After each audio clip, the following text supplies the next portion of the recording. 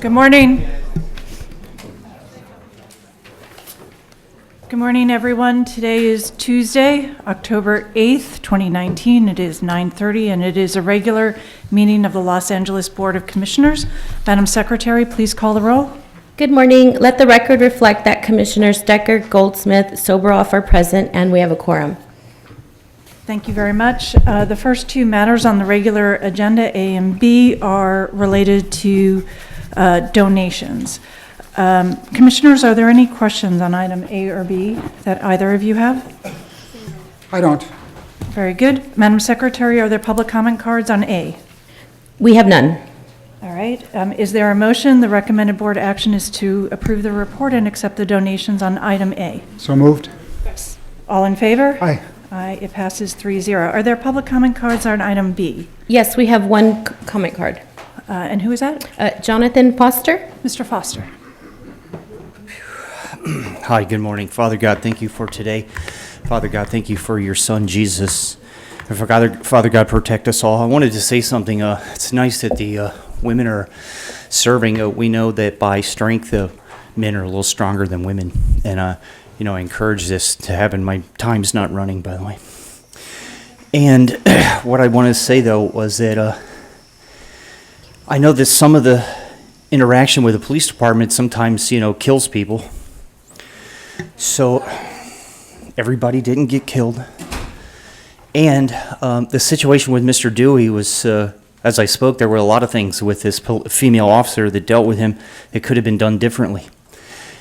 And I talked about scrapes, scratches, bumps, and bruises, but I didn't say female officers can be punched and beat down into hard floors. I don't think he should have lost his life, Mr. Dewey, for doing so, but I'm not for punching women. If we're for punching women, start punching women then. Or are we not going to punch women? Right, we're not going to punch women, so punching the female Mr. officer. Foster, this is about a donation? Yeah, this is sir? support of female officers, isn't it? Yeah, For I a support the conference they're donation. Yep, I wanted to bless the female officer that was punched in the face, to bless your husband, to bless your children, your grandchildren, your great-grandchildren, your great-great-grandchildren, and your great-great-grandchildren. May they be blessed and found with no guile. And that'll be up to the parents. God bless you. I'll move approval. Thank you, sir. Is there a second? Second. All in favor? Aye. Aye. Opposed? It passes 3-0. Director's report. Mr. Tiefenk, are you handling that? Yes, ma'am, I am. Can you just give a brief overview, sir, of Sure. this item? This is a write-off of uncollectible false alarm receivables for the period of January 1, 2015 through December 31, 2015. There's a process within the city family at the mayor's directive upon the exhaustion of collectible efforts for past due invoices for false alarm bills. It is referred to the Board of Review, which is composed of representatives from Controller, Finance, and Chief Administrative Office for what we call write-off. That does not mean the city loses the debt, it just moves it into the next phase and it takes it off of our receivable accounts. The amount before you today to approve to forward to the Board of Review is $1,336,191.93, which is made up of 4,619 outstanding invoices representing a total of 2,486 accounts. And that would conclude the report. If you have any questions, be happy to answer them. Thank you. Members of the commission, do you have any questions? No, I don't. No. Public comment cards, Madam Secretary? We have one that's just arrived. And who is the one? Mr. Herman?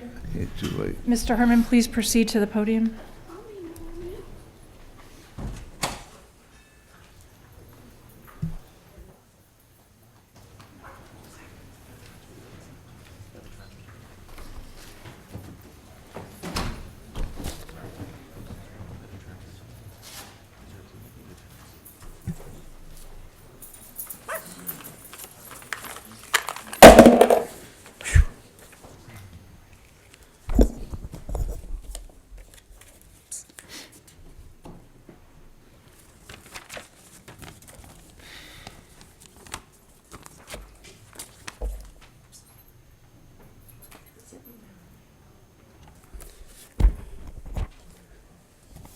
Good morning.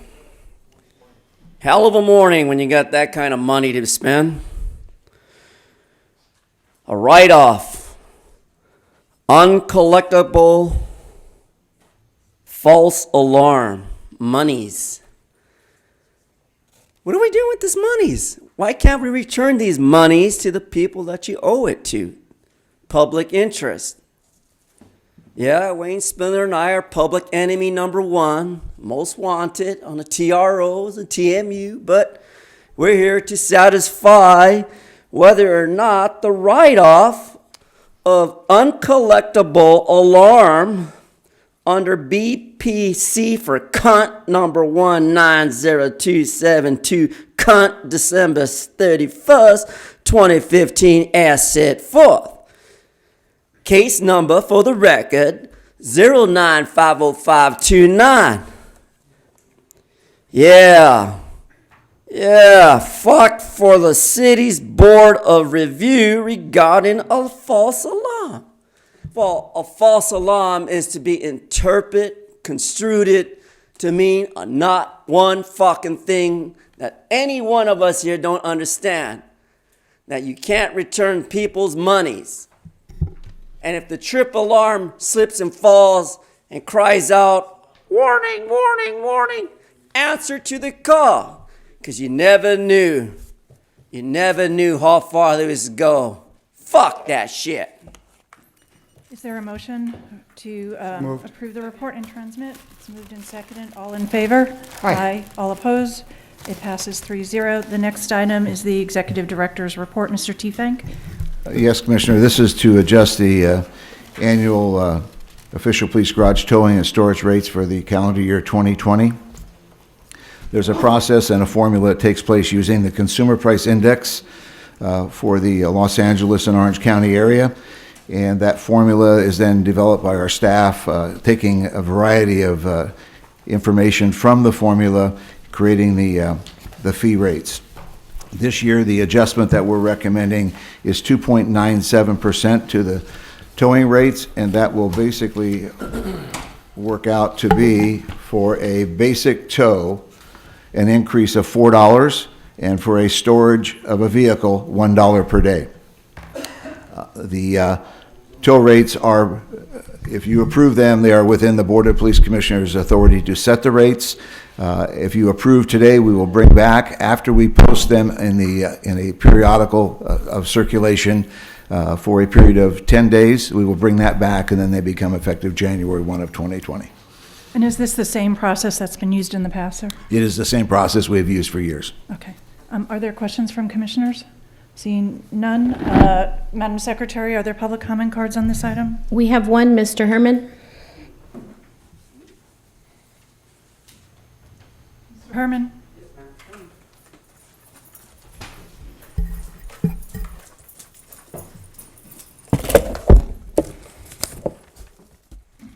Good morning, Miss Decker from Washington. I'm here to acknowledge Code Section 22651.1 for the record. Whether or not the official police garage, oh, that's the wrong item. No, this is executive report, correct? It's item D, sir, yes. So I'm on topic, right. Usually I'm always on topic. This case regarding 0950529 into the record, Mr. Mark P. Smith, is how the Los Angeles Municipal Code, known as LAMC, CONT, requires the Board of Police Commissioners an annual determination of garage towing, which I find repulsive and offensive. When people that are homeless have to live in their fucking cars for $1.2 billion of HHH stolen money. See, Ms. Goldsmith, corruption never stops. The buck never stops. A home is a safe place, a haven called a car, a motorhome. Anything that a person needs protection from the elements of those fucking niggers taking our towing and stealing Sir, it. You're so off topic. You're not addressing the fee Well, in schedule. 2012, the methodology was to expand a few structures that listed discounts or discontinued. Doesn't make sense. The ratepayers own this property. The ratepayers own this land. And I, being black cunt, know well it's right. Sir, you're not addressing the topic at all. Your time is now over. Ladies and gentlemen, I deeply apologize for the offensive language that is used. Nevertheless, according to California law, I cannot prohibit that sort of speech, but I apologize because it is deeply offensive. Is there a motion to approve the director's report? Is there a second? Second. All in favor? Aye. Aye, it passes 3-0. Let's move on to item E, please, the department's report. I'd ask Commander Graham and whoever else will be presenting this report to come forward. Morning. Good morning, Mr. Sobro. Good morning. Vice President, members of the board. If you would, sir, introduce yourself formally for the record and give us an overview of the report. Yes, ma'am. I'm Commander Donald Graham. I'm the Department Homeless Coordinator from the Office of Operations. If the board would indulge, I will go over some of the highlights from the report, talk about some of the initiatives that are in the report, and then open it for questions from the members of the board. So the first portion of the report is dedicated to statistics collected from Q2, and obviously the crime statistics are the most alarming in this section. Crime, both with homeless identified as a suspect and homeless identified as a victim, is up to 29.3% over the second quarter of 2018. And this is not just trending in the opposite direction of where Part 1 crime is trending as a department, it's also increasing its footprint as a percentage of our total overall Part 1 crime. For example, in second quarter of 2018, a homeless-related crime represented 4.6% of the overall Part 1 crime of the city. In Q2 of 2019, that number jumped to 6.7%. And the other unfortunate trend is the continuing increase of persons experiencing homeless, victimizing other persons experiencing homeless. So if you look at the two crime categories that are always forefront on our mind after rape and homicide, because those numbers are relatively small, that would be robbery and aggravated assault. In 2019, the robbery number is up 39% over second quarter of 2018, which is an increase of 47 crimes. Last year at this time, that represented, the homeless victim and homeless suspect, so someone who was victimized by another person who was experiencing homeless, that was 38% of those victims. This year, that number jumped to 57% as 87 homeless suspects versus 167 homeless victims. So, and the number is similar, although not as aggravated in aggravated assaults, being 52% in 2018 and 59% in 2019, which prompts us to continue to work diligently with our partners who are, some are in the room today, LASA is in the room, LA San is in the room, the city attorney is in the room, to continue our efforts to connect these people with services. I think that we can all agree that if the reduction of the fear and incidence of crime is a pillar of the Los Angeles Police Department's mission statement, then every person that we can connect to services and get off the street is a potential victim that will not be terrorized by what's going on out there in the streets, and is a win for the police department. But at the same time, we have to continue to be vigilant against vigilantism and attacks against homeless people from people who are not experiencing homelessness. I have spoken both at OO Direct Reports meetings and to my peers across the bureaus to keep the homeless office informed if we have any signs of that going on. And while there have been incidents, of a few in the valley and a few on the west side, there is nothing that has alarmed us to this point to constitute a trend or a pattern in that. But we will continue to monitor that closely. And the other strategy that we want to ensure that we employ is to make sure that our follow-up investigators are paying as diligent attention and as relentless effort for follow-up on every victim of crime, including those persons experiencing homelessness, as any other victim in the city of Los Angeles. As we move on to arrests, there has been a 24% increase in felony arrests of people who are experiencing homelessness, which, although it's difficult to correlate the arrest of homeless suspects with the increase in crime, as one individual may be responsible for more than one crime, there is a correlation between the increase in homeless-related crime and the increase in the arrests of folks that are experiencing homelessness. And I refer you back to my comments earlier about the increasing percentage of, unfortunately, people who are experiencing homeless victimizing other people who are experiencing homelessness. So we don't find that trend to be disturbing. And again, working with our partners to decrease the population of people experiencing homeless, I believe, is going to be the primary strategy in the reduction of that number overall. Misdemeanor arrests are down 6% overall for that, and I will open that up to questions later if there's any particular questions about it. There was some concern over a spiked increase in other release from custody arrests, jumping from 232 in the second quarter of 2018 to 471. That increase is more than accounted for in the increase in citations for fare evasion for MTA. In the second quarter of 2018, the department wrote 9 RFCs for fare evasion. In the second quarter of this year, we wrote 313 at the request of MTA. So that is the explanation as to why that is. Although, if you notice in all of the other categories, there's been a steady decline in the issuance of RFCs. As far as the increase in the personal citations, you will note that there is an increase in personal citations against individuals who are homeless that are pedestrians. This is in response to an increase in A accidents, which are accidents where a person is severely injured during a traffic collision where the victim is a pedestrian. Now, if you look at crossing the roadway against do not signal, there's a 9% increase in the citations for persons experiencing homeless. Overall, as a department, that number is 15%. So 15% increase overall in citations for that particular category, 9% increase in persons experiencing homelessness. So the population not experiencing homelessness is outpacing the increase.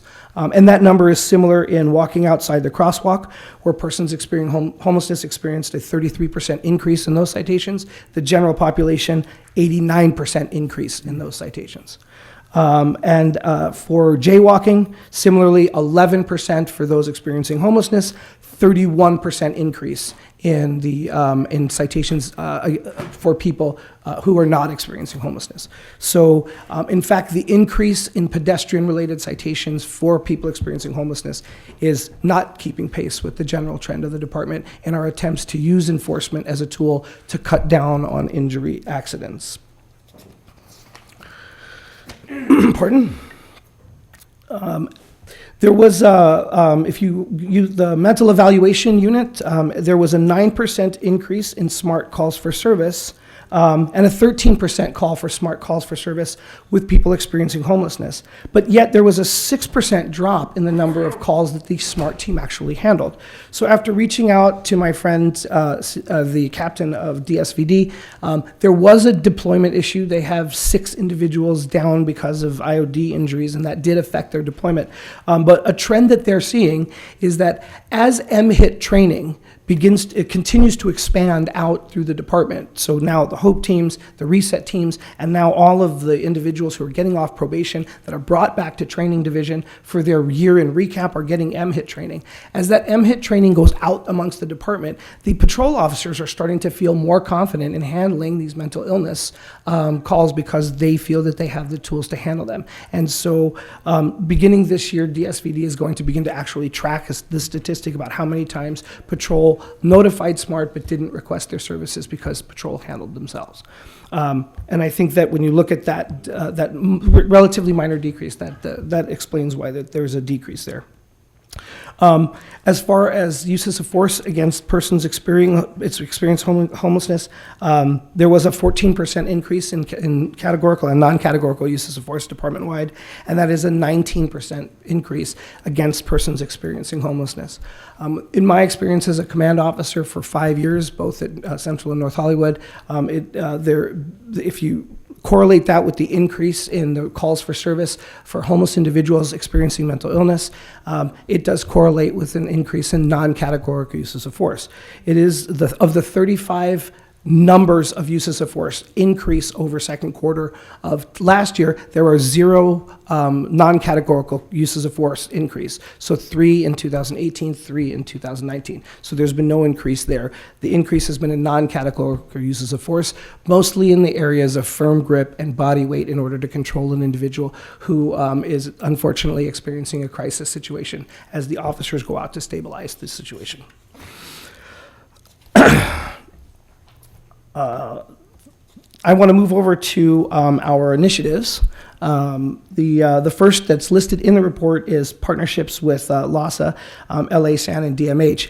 And while it's not captured in the second quarter report, I think that relationship, while the time that I've been in this chair, which is going on 9 weeks now, has really come to fruition in the expansion of the care model that LA Sanitation has boldly put forward in order to help the situation that's in our streets.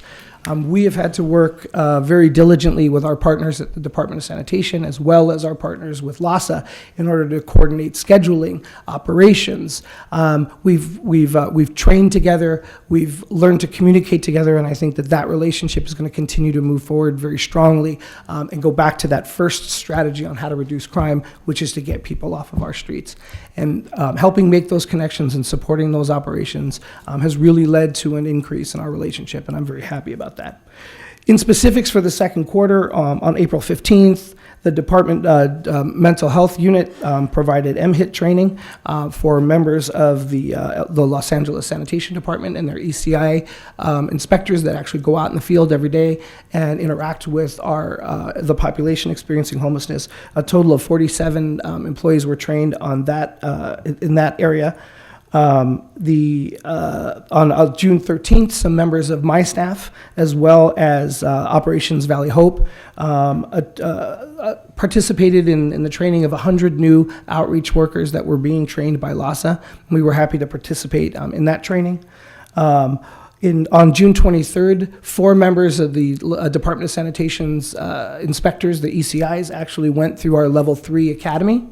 And matriculated through that as a pilot project of getting those individuals more familiar with our processes. And ECI has police powers when it comes to environmental regulations, and getting them more familiar with how we do process and our operations is going to be advantageous to the continuing working relationship. On April 15th, the Department of Mental Health added a full-time mental health worker to the Transit Services Division HOPE team. And on June 4th, they also added a social worker 1 day a week to help the HOPE team on the transit rail line continue to provide outreach services and mental health support. Moving on to the department training, we are now in Watch Commander School. Members of my staff attended the last Watch Commander School and did a block of training on Watch Commander School. And it was planned, and we are going to be in Department Supervisor School to also do a block of instruction at Supervisor School.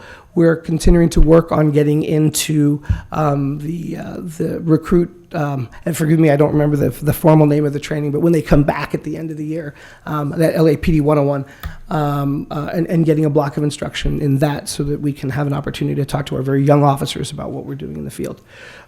We continued to implement the Slow Hope program, where senior lead officers are loaned to the HOPE team within their bureau so that they can actually experience firsthand about processes, outreach, and the partnerships between service providers, LASA, sanitation, and the police department. Moving on to partnerships with homeless advocates. On May 15th, the representatives of our office and the mayor's office of the homelessness met with the Provider Alliance Group for a quarterly meeting, and that continues. As far as warrant citation dismissal program, I know that in your report, it says that it was in the planning stages.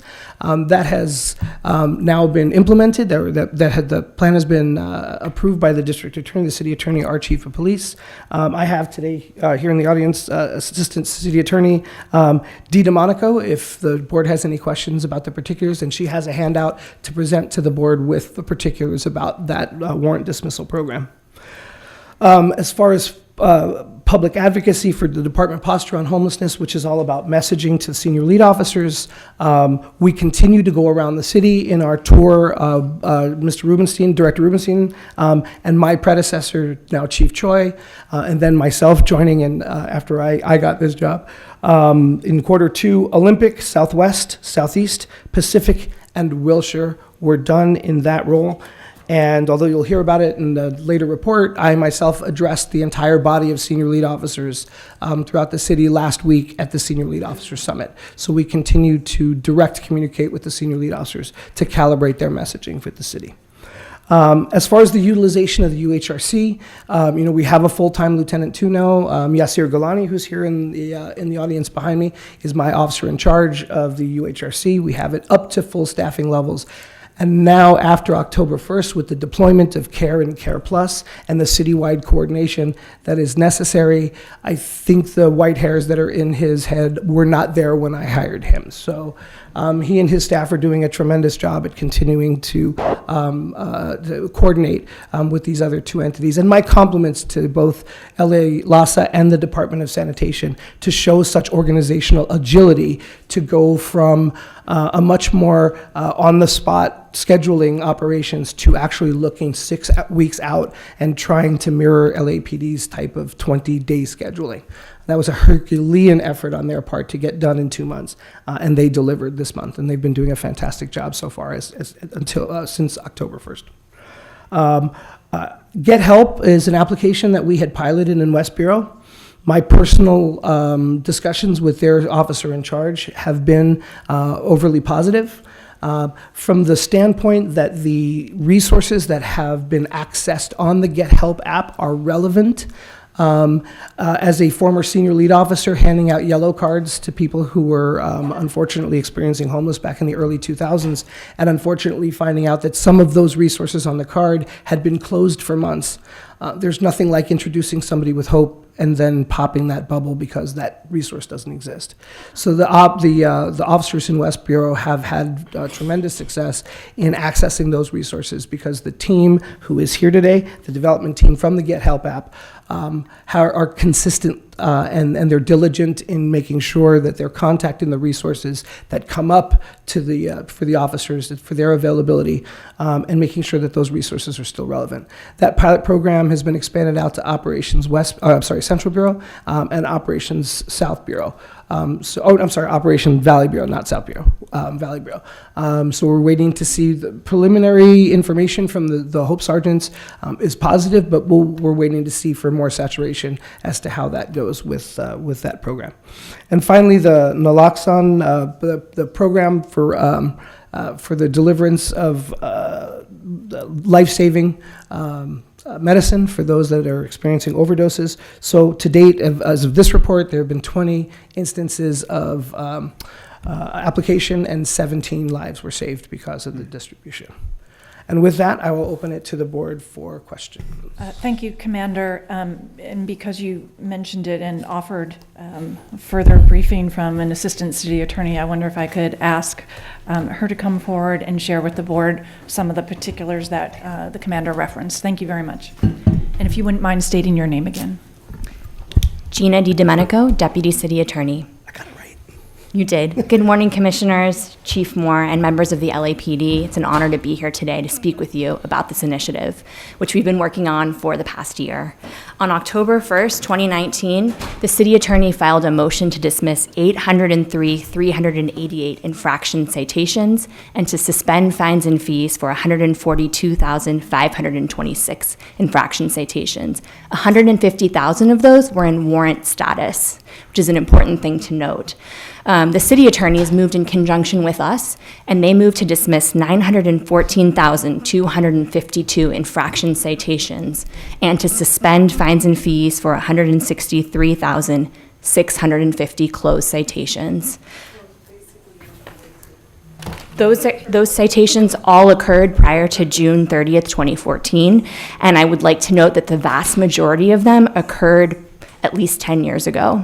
The city attorney's universe of citations, 65% of those occurred at least 10 years ago, and for the district attorney's office, that was 54%. There's 4 main reasons we moved forward on this. I would just like to touch on those briefly. Should I? It's all right. Ms. Garcia, if you wouldn't mind trying to keep your comments down. It's very hard to hear the speakers. Thank you, ma'am. I'm sorry. Okay, ma'am, you'll have time at the public comment portion. You know that, ma'am. You know there's not going to be politeness in this room. Ma'am, please. Thank you, ma'am. There are 4 main reasons we moved forward with this action, and I can touch on those each briefly. I know we're limited on time. I brought conformed copies of the motions that were filed so that you can reference them, where we lay out in much further detail why we moved forward. Additionally, I brought a press release and resources for those individuals that may not have been helped by this initiative but may still have outstanding infraction citations. The first, one of the first reasons, and they all have equal weight, I don't want to prioritize them by listing them in a certain order, but police resources were being distracted by these very old and minor infraction citations. Chief Moore has spoken about this. It's a better use of time to focus on serious criminal behavior rather than a citation that was issued 10 years ago for jaywalking that has a warrant. The other thing that this project allowed the city attorney's office to do in conjunction with the LAPD was to begin the Fugitive Misdemeanant Recovery Program, which allows the city attorney to go after defendants that may have, evaded police in the past for such serious crimes as domestic violence, criminal thefts, child abuse, concealed firearms offenses. And since the beginning of that program, they've apprehended 7 defendants.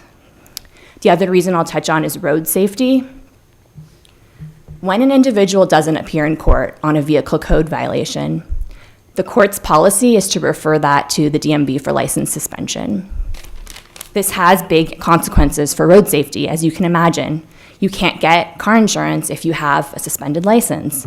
And so what this does, rules have changed. Court policy now allows people the ability to say they can't pay the ticket, go back to court and ask for a determination where the court can suspend the fines and fees, where the court can assign community service after the fact of a conviction. So rules have changed, and these individuals need to be able to get their licenses back. And so this, by dismissing those infractions that were in failure to appear status for minor vehicle code violations, people can now go to the DMV and reinstate those licenses. I've already touched on court resources, but I'd just like to note that because these old cases, now people have these new resources and abilities to come forward, the court is seeing a large number of old cases remanifesting. So people with a 10-year-old case coming in for an ability to pay hearing. And we're talking about a universe of individuals that can't afford to pay. And so we're asking for the court to spend hours on individualized analyses for individuals that will end up having their fines and fees suspended. The final thing I'd like to touch on is the collateral consequences of these infraction citations. I have spent the past 4 years working solely on infraction citations and homelessness. So I can speak firsthand about the collateral consequences that I've seen out in the field. And if an individual doesn't appear in court, that matter is still referred to collections. And so I think there's a misconception that these matters just stay in the system and nothing happens. But I've talked to people that, for example, an individual who had a treatment bed waiting for him. Treatment bed was waiting, he was mentally ill. He couldn't be transferred because of an old warrant on an old infraction citation. So that's what this initiative does. It allows that person to move forward in their life. When that ticket was issued, it was never intended to hold them back for 15 years, 10 years. The oldest citation in our system was from 1981. So I just want to thank Chief Moore for his leadership and partnership and in taking this forward because there's a lot of people that are going to be helped, and I'd be happy to share any other details you'd like to hear. Thank you. Commissioner Goldsmith, did you want to start the questions? Thank you both so much for all the work that went into these presentations and this report. I want to thank you, Commander, for answering a number of questions in your presentation that I had raised previously, and for your work to quickly get up to speed in this new role.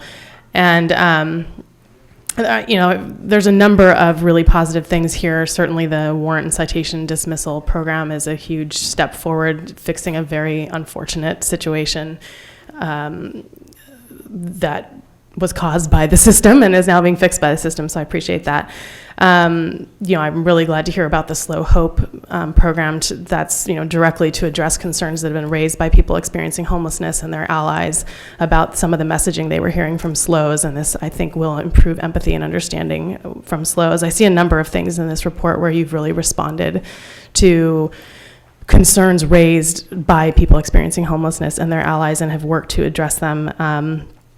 I think the new Care Plus model is an example of a much more appropriate response to, or a strategy to addressing these issues that reduces reliance on law enforcement strategies.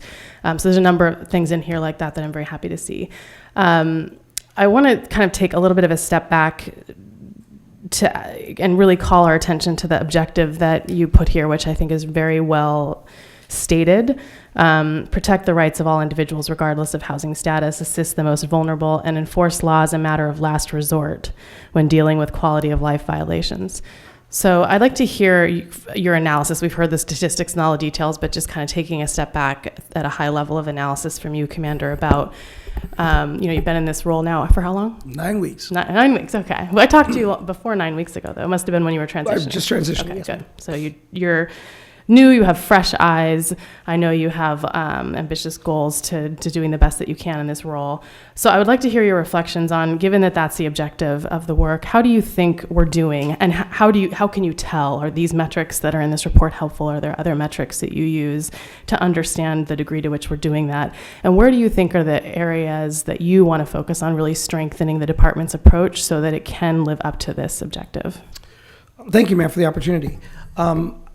It is my experience, both as a newly promoted area commanding officer, being at meetings with my peers, going around the city, and then jumping into this role and having an opportunity to visit with senior lead officers and command staff from other areas of the city, that the understanding of the role the police department needs to play in this is varied.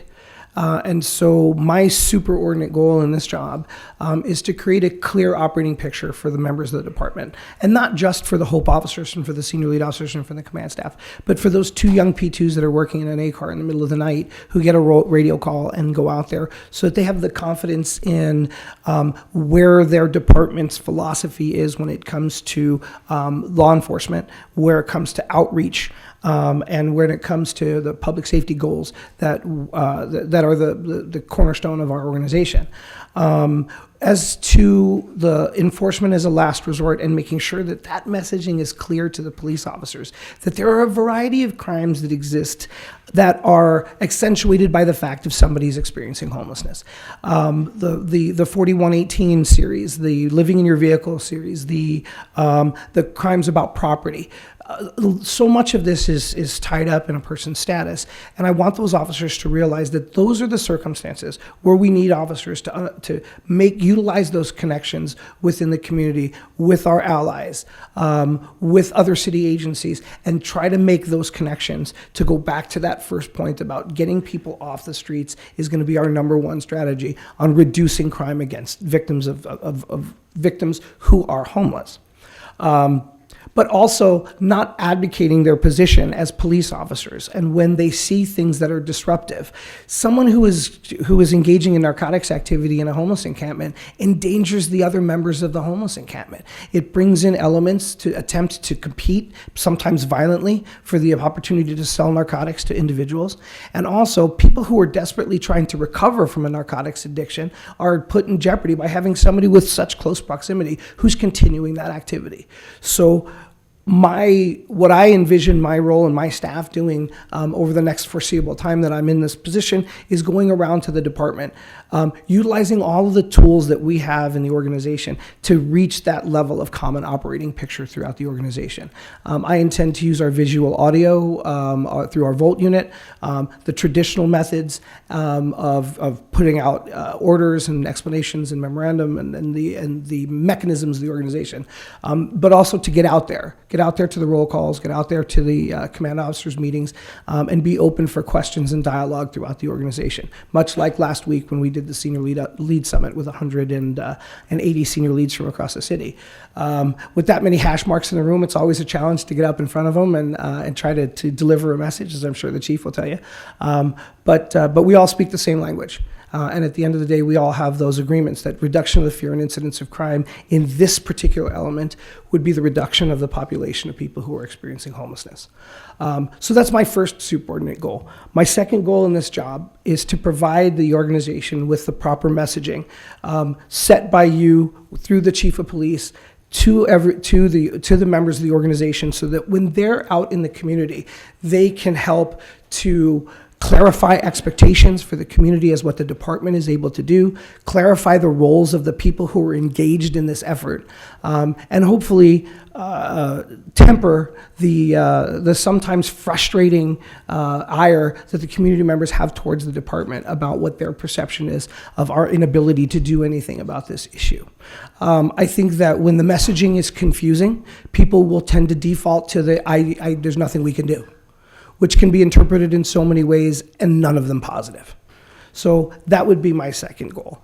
My third goal, as I have discussed with the other members of I would call the triad of care, which would be LA-SAN and LASA, is the continuing relationships that we have with those organizations and with the service providers. Every day, there are thousands of police officers on the streets of Los Angeles who have an opportunity to amplify the surface area contact that those organizations can have in the streets in their efforts to connect people with servicing, connect people with education, and connect people with hope. And I want to be a part of that process. And I want the organization to be a part of that process and not be looked at as an adversary to the process. Thank you. That's very helpful.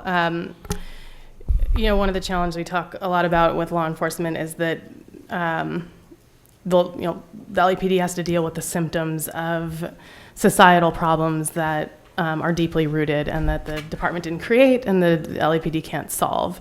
And in fact, the presence of law enforcement, and certainly when law enforcement takes law enforcement action, can actually exacerbate these problems. Certainly. Which is why I think it's so important to see the last resort language here. So tell me, in a year from now, when you're looking back, how will you know whether you've really made progress on this objective of keeping us safe, reducing crime, and using law enforcement as a last resort when it comes to incidences related to people experiencing homelessness, the conditions of their homelessness? Well, as in all things dealing with statistics, a number in space by itself is meaningless.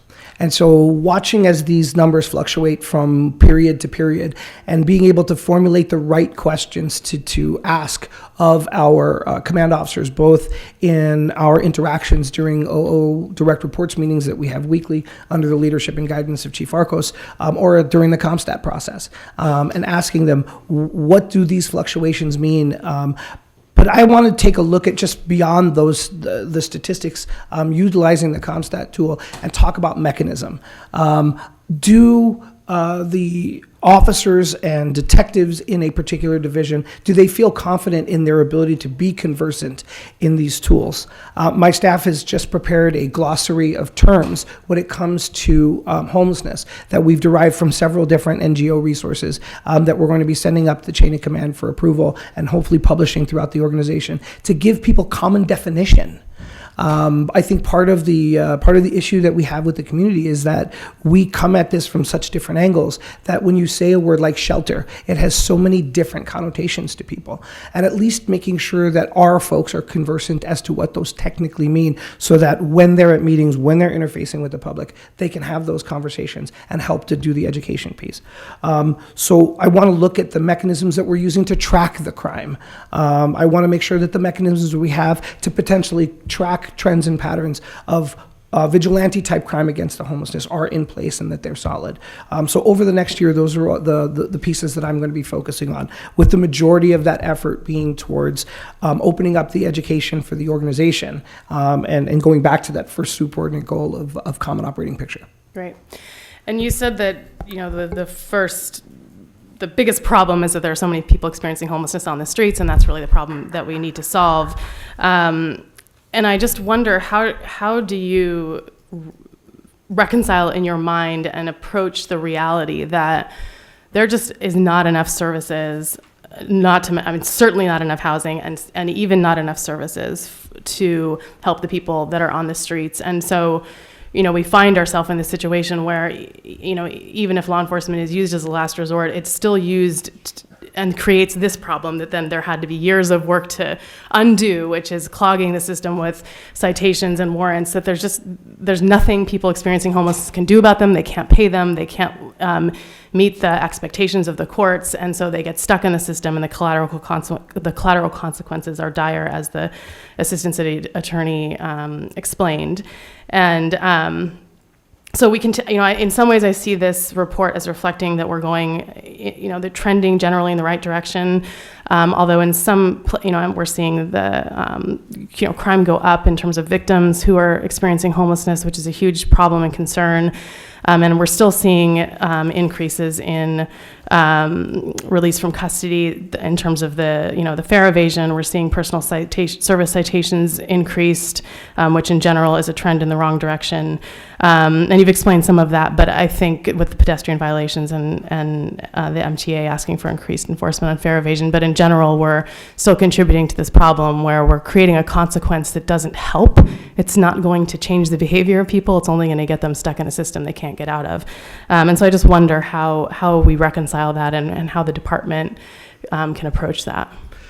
Commissioner, let me weigh in on this if I could, because I think you're asking, in fairness to the commander, there's a balancing point here of consequences for individuals, and we talk about quality of life crimes and low-level crimes. We're enforcing those activities, whether even with a basic citation, as a matter of last resort. We're trying to seek we seek voluntary compliance. We seek compliance by the individual to not engage in the activity in which we're citing for, and the person refuses and continues. And then so it is a last resort. And there is a personal responsibility of even including people who experience homelessness, of taking responsibility for their actions. What we're asking for instance, in fare evasion is we're there only as a matter, just checked with Deputy Chief Chow offline here because of this insert, to make sure that we're not being relied upon by MTA to do broad-scale enforcement efforts of fare evasion. In fact, that's quite the contrary. There's tens of thousands, hundreds of thousands of people traveling on metro, bus, and rail each day. Each of these instances is an instance in which a person who's been identified as experiencing homelessness has created a public safety issue on a bus or rail, in which an officer has had to be called by security and bus operators and rail operators in order to intercede. And even in those instances, while we have those instances, there's a small portion of those that then results in a citation or some type of enforcement effort. When you ask, where do we go from here, I think that the analysis has to be, how do we, particularly for me right now, and for us as a department, is how do we continue to build trust across all of the communities, including those experiencing homelessness? And when you experience homelessness, which aspect? Are you living in a vehicle? Are you a youthful person, an elderly person, a person experiencing narcotic or mental health addictions? How are we interfacing with them, and how are we ensuring that we're not the first or even the second resource? And I'm proud of the work that this report, when you ask where we're going to be a year from now, I look at to see where we were 2 years ago. And I think this report reflects that we are trying to do everything possible to advocate for additional services such as storage, sanitation, hygiene services. And 2 years ago versus today, with the exception of storage, we're seeing increases. Where I hope to see a year from now is I hope to see resources 24/7 that are in outreach, engagement, sanitation, hygiene, storage, and solutions that are not law enforcement. As those continue to ramp up and accelerate, I believe you'll see a better impact or an improvement on our ability to see what really troubles me, which is the continued increase in violence, within people experiencing homelessness, both as victims as well as being identified as offenders. That, I believe, is a symptom that is most troubling. Now, part of that, as the report indicates, is probably a closer and better sensitivity to the role of homelessness playing in the offender as well as the victim, so greater acuity there. But I do also think that we are seeing those as results of some of the underlying activities that outreach and engagement by other resources other than police and fire need to continue to ramp up and encourage. So a year from now, I hope that the UHRC is 7 days a week. I hope that outreach and engagement is 24 hours a day. And I hope that sanitation and hygiene services have continued to expand and be readily apparent in all of our communities, particularly those experiencing high concentrations of people experiencing homelessness, as well as outreach by mental health workers. Those type of outcomes are what we're doing.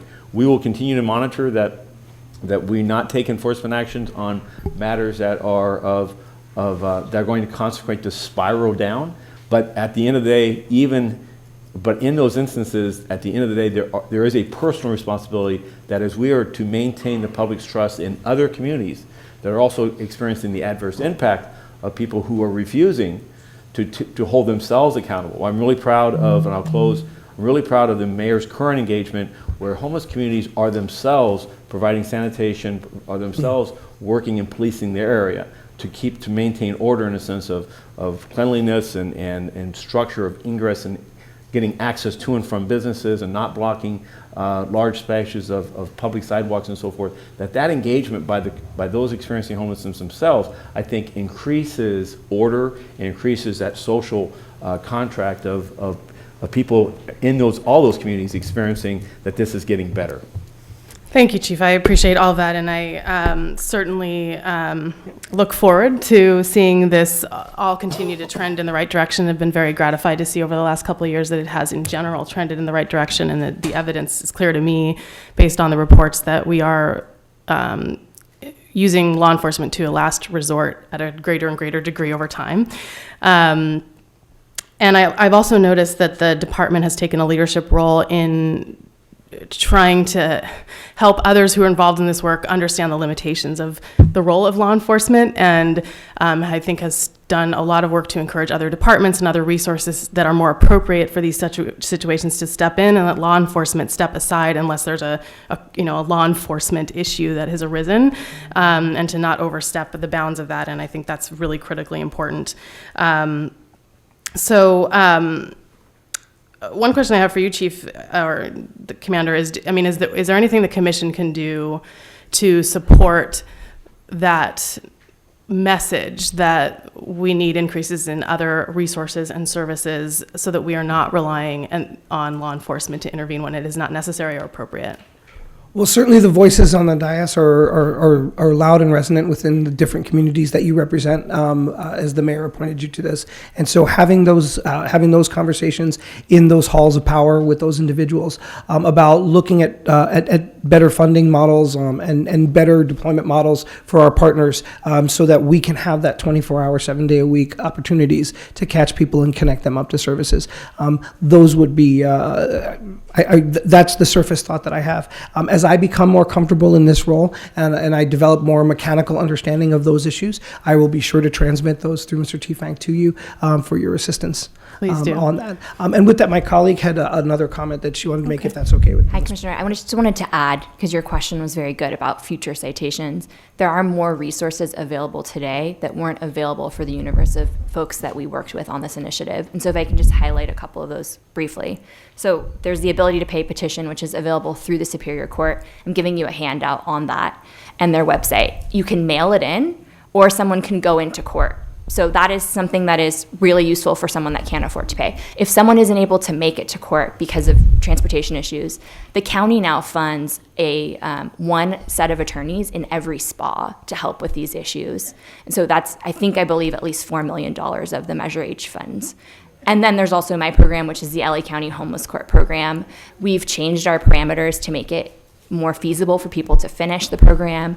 Our completion rates are, are skyrocketing because we've made those changes, and we are out in the community at least 1 or 2 times a week. So I have a brochure with our phone number. If anyone wants our calendar of events, they can call 213-978-1913, and I hope we can help them all. Thank you. And last question, I'm sure others have questions too. Thank you for the indulgence. We've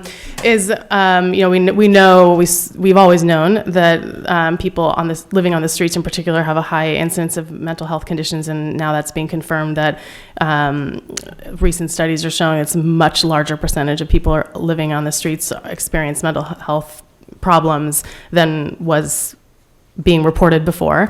I'm sure that wouldn't surprise folks on the front lines. And you recently, I know, went to Italy and learned about very different approaches to this. And I'd love to hear briefly, I'm sure you could talk all day, but just briefly, what did you take away from that trip that you think Los Angeles and the LAPD has to learn about our approach to dealing with people who are living on the streets and who have mental health conditions? I think the overriding value of the Brasilia model in Trieste is the whole person approach to mental illness. So they're not looking at mental illness as a temporary state that needs to just be intervened at that time and then hopefully put them on some sort of stabilization regimen so that they cannot be a problem in the future. They design out support systems and engage the individual who's experiencing that mental illness with that support decision-making system in order to envision themselves in the future and envision what makes them happy and explore them as a whole person instead of just a person with mental illness.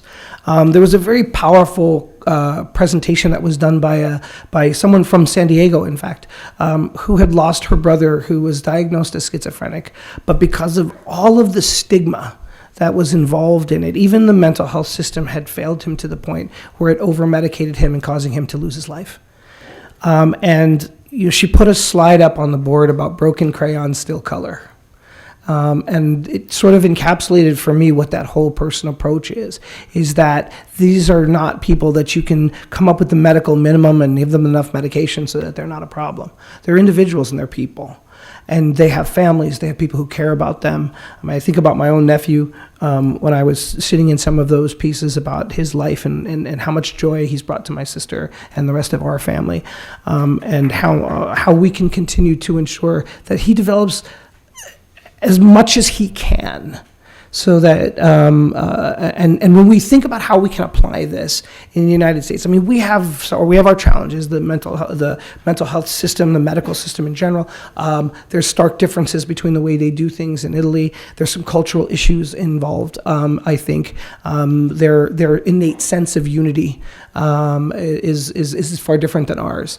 But I think that under the right conditions and under a controlled environment with people who are dedicated to that vision, it can be, at least we can adopt some of those tenets into the way we approach things. As I sit here as a newly minted senior member of this staff and think about how do we approach our role in law enforcement, and that whole person approach, I think, has more relevance in not just in the mental health scheme. And as you hear the stories, I'm sure the members of the commission have heard them over and over again about the police officer who took the time to talk to the person who they were arresting. That's that real person philosophy in action. And when they come back and they tell you, hey, you know what, when you talked to me that time, it really helped me figure out where I'm going and moving forward in my life. It's that future vision, like that Viktor Frankl talked about in The Meaning of Life, that future vision of where am I going to be that really defines what it is to be human and really is the source of hope. And that's what I think I found in Trieste more than anything else, is the way that they approach the human being. And so there'll be more about it in the third quarter report because it happened in the third quarter. So I can get into some more of those details. But thank you for the opportunity to say that. Thank you. I appreciate that. I have a question for either the commander or the chief regarding 911 calls. So the shocking change and the increase in people experiencing homeless as victims or as the perpetrators of crimes goes against all the other trends that we see. Are they reported mainly through 911 calls, and how many of those calls are coming from within the homeless community? I can't speak to that with specificity. I will look into that and see if Communications Division has the ability to tease out where those calls are generated from. I can tell you from the perspective of a recently promoted area commanding officer that a good portion of the violent crime calls come from community members who are witnessing it occurring in the streets, and also from individuals experiencing homelessness themselves. While there is a certain socioeconomic situation that they're in, telecommunications has found its way into the homeless population, and many people who are out there, thankfully, with the ability to communicate. With our conversion to the digital 911 system, where we can actually take cell phone calls directly to 911, that cuts down significantly on our response time, as it doesn't have to transfer through the CHP. But I'll look into that more closely for the next report. As everyone has said, the last person that someone who has a mental illness, experiencing homelessness or not, wants to see is a police officer. They'd rather see a EMT, they'd rather see a mental health worker. In Italy, but all the calls come through 911. It doesn't say, call this number if you want to have a mental health person come, call this number if you'd rather see an EMT. They all come through 911. Is that the same in Italy? I think that their full-fledged attack on stigma has a lot to do with that. Because people don't want to call the number, because all of a sudden it's going to open a file on me, there's going to be a number on me, and then that stigma of that I reached out for mental health support is going to be with that individual for a while, chills many people into that pre-crisis contact.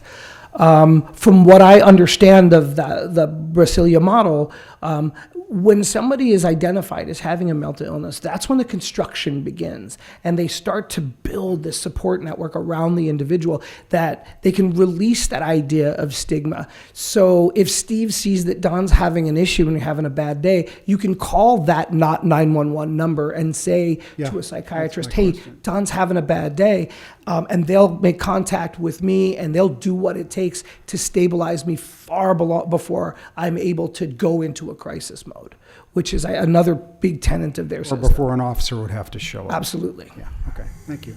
Just jumping off of that, I did learn of a number of programs in this country that do have a system for diversion at the point of the call, either before the call or during the call, and ask the department to look into that. And I know the department's coming back with a report on how we can more appropriately deal with calls for mental health conditions that don't require law enforcement intervention, certainly starting with suicide, but other calls as well.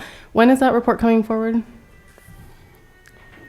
I followed up on that this morning, ma'am. As far as the diversion, the suicide diversion piece, that's awaiting funding at the county level.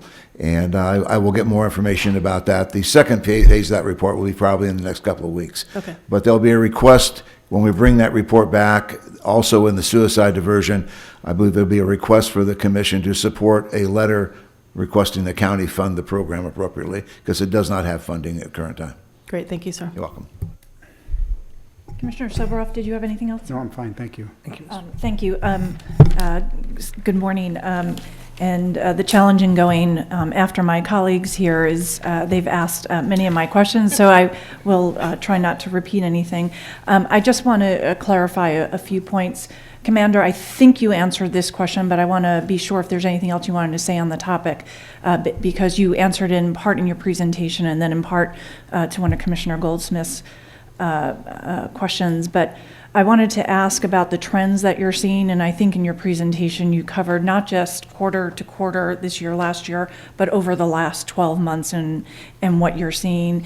And as a result of seeing those trends, if there was anything more you wanted to address in your relatively new role. I think you answered that with Commissioner Goldsmith's question, but I just wanted to check and be sure if there was anything you wanted to add on that. So just to clarify, well, not clarify, just to expand a little bit, I want to just utilize the systems that we have in place, the CompStat inspection systems that we have in place, not just to look at the numbers of crime, but to look at the systems that we have in place to track and monitor the things that are generating these numbers, to make sure that they're accurate and they're telling the story that we need them to tell. So as we continue to move forward, we're not looking at alarming jumps in suspect-related homeless crime or victim-related, because all of a sudden we got better at checking a box. Right? And I want to make sure that those systems have stabilized before we marshal up the troops and figure out some new strategy to do those things. So I'll be taking a deeper look into the mechanics of how area records is functioning, how detectives is functioning, and where the backups to those systems are. And if they're not there, then I'll be making recommendations to you and the chief about how to potentially fix those systems. So I think that's going to be at least the bullhead of steam that I'm building up now into doing those inspections on those areas. As far as are they telling me anything alarming other than what you could normally correlate with an increase in the unhoused populations? No, I'm not alarmed by what I'm seeing here. Relatively speaking, the numbers that you're looking at for homicide, rape, those numbers are small number increases, and I think that some of the increases that you're seeing in the property crime numbers do come with the relationship building and people becoming more confident in being able to report that something of theirs was stolen to the police department. You see an increase in burglary, which is entering a structure, and we're talking about people who are experiencing homelessness. But that also occurs when somebody breaks into your car, and if your car is your home, then somebody is burglarizing your home. And so the confidence level of the population to come to us with those issues and report those crimes, I think, is a reflection on the relationships that Slows, Hope is building out there. And I want to take that momentum and push it down to every P2 working in the police car.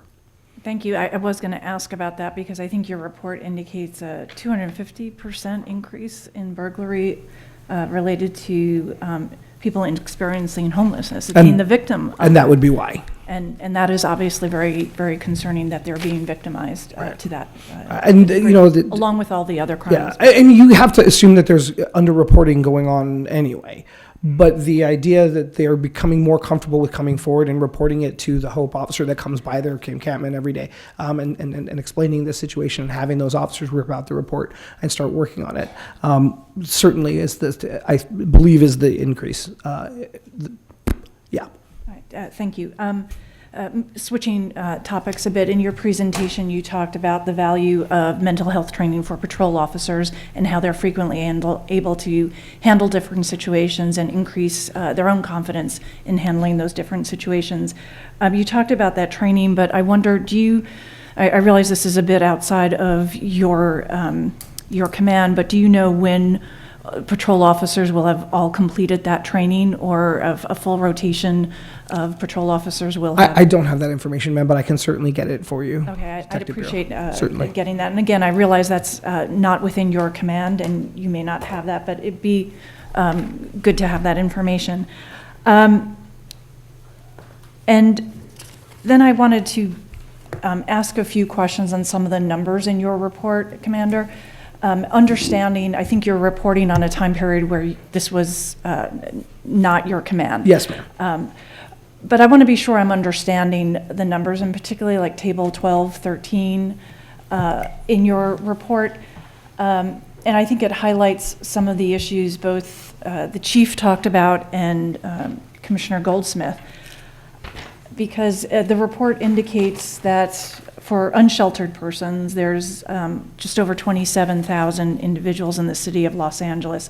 And when I look at these numbers, and it indicates this is outreach from the county, the city, the community, these numbers look very low in terms of people who have actually been placed. And I want to be sure I'm reading what the chart is telling me accurately, because when I look at this for say central area, Skid Row, in table 13, it looks as if it says placements just 27 in one quarter. Is that right? Yes, ma'am. And these are all reported through different means. So we have different capture mechanisms for that we get information from our C3 partners, and then information that's reported by Reset at central area. And I realize it's not your direct responsibility to find housing for all these, but you work with a community of organizations and the county to, the goal is to get these folks off the street, as you were saying in your, find them homes, find them placements, places for them to live. But those numbers seem extraordinarily low given the problem, and also the number of, it seems, the effort being put into this. And I kind of go back, Chief, to Commissioner Goldsmith's point of we as commissioners conduct oversight of the LAPD. This problem is obviously much bigger. It's not the LAPD's. It's supposed to be the LAPD's last resort is when you come in, but it seems that the effort putting in and the numbers coming out are just disproportionate. And was your comment, Chief, that you're expecting these numbers to change over the next few months as all of these efforts are being put in to achieving success? No, I think my interpretation of Table 12 and 13 and 14, these are specific programs, Operation Healthy Streets in Skid Row and Pacific area. These are encounters where these are cleanups, if you will. These are posted cleanups. These are posted in the sense of areas that are marshaled, that will marshal resources, including outreach workers. But those outreach workers are typically not finding those locations populated. They're self-evacuating. And they do come across individuals who are there, then they're making those placements. And what you do see, for instance, on table number 12, is that in the second quarter, amongst these two areas, Skid Row and Pacific, Venice Beach, there was 318 points of contact, of which 9 took placements, 7 of those were shelters. There is a challenge, which is in these environments, while shelter options exist, individuals, even though contacted, do not have trust or confidence or willingness to engage in those services or in those supportive housing. For us, this is what's been particularly important to me and to the department as we expand these services, is that we continue to take a minimal and as little role as possible so that outreach and engagement is as productive as possible. If there's a uniform officer there, are we deterring from the interactions? There's many times LASA, and I believe you, Commander Graham, you said there's a LASA representative here today? Yes, sir. I was going to just ask if they wanted to have they him could come step up. forward on this, but many times it's, as I've heard, 19, 20 plus interactions to gain cooperation or the individual's willingness to step into a placement scenario. And so I would defer these stats here. These are not areas that I wish to see increases. I think that what I'm looking to see increases in is the prevalence of these outreach and engagement workers 24/7, 365 in the absence of a presence of a police officer. Understood. Thank you, Chief. Good morning. Good morning, Commissioners. My name is Victor Hinderleiter with the LA Homeless Services Authority. So regarding tables 12 and 13, those represent the efforts of a couple specific LASA homeless engagement teams. The Operation Healthy Streets is a dedicated funded team to support the OHS cleanups that were taking place in Skid Row. So some of the challenges that were mentioned are definitely challenges that these teams see. Their interactions are primarily taking place during those cleanups, and so providing some direct supports and immediate assistance is what they tend to focus on. And then the C3 teams represent 4 homeless engagement team members working in the Skid Row area with individuals with the highest acuity, with the highest housing barriers, with a very strong focus on permanent housing placements. And so that's why you'll see the number of permanent housing placements is actually larger than the number of shelter placements, because they're working with the folks who have those very extreme housing barriers to get them into permanent housing. That has left a gap in our Skid Row outreach, that we've had teams focusing on the cleanups and focusing on the most acute individuals. This fiscal year, we added 2 additional Skid Row teams that are going to support some of the lower acuity folks that don't have as many housing barriers. So we are hoping that in the next year we will see additional housing placements, both shelter and permanent housing, from the Skid Row area. Thank you very much. I appreciate that and appreciate the clarification on those charts. That was very helpful. I believe those are all the questions that I have. Thank you. Did any commissioners want follow-up? No, good. Okay, thank you. In terms of public comment cards, how many do we have? We have 9. Okay, and can I have the first three names, please? Yes, Michael Novick, General Dojan, and Michael Pazolden.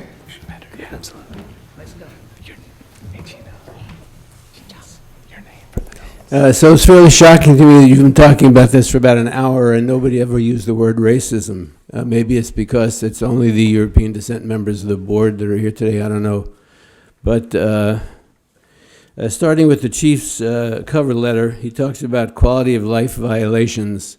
What you're really talking about is inequality of life policing. You're dealing with the fact that 40% of the people lacking housing in the city living on the streets are black. And you're not addressing that reality in the least. You're babbling about a lot of other things. I think that the fact that, as I mentioned last week, the population of the city of Los Angeles, percentage-wise, has declined from over 20% black population to under 10% black population reflects the fact that the LAPD is part of the enforcement mechanism for gentrification and displacement of the city that's driving black people into the streets or out of the city entirely, and you're not addressing that whatsoever.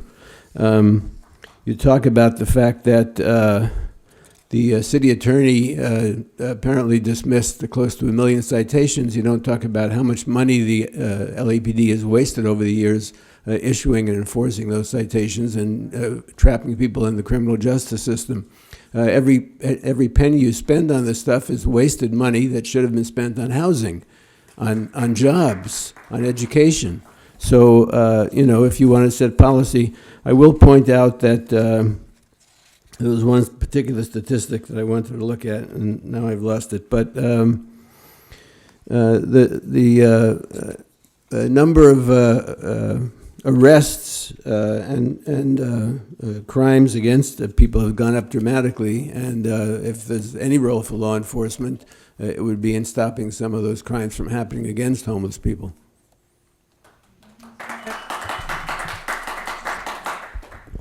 General Dogon of LA Can Stop the Pigs Coalition.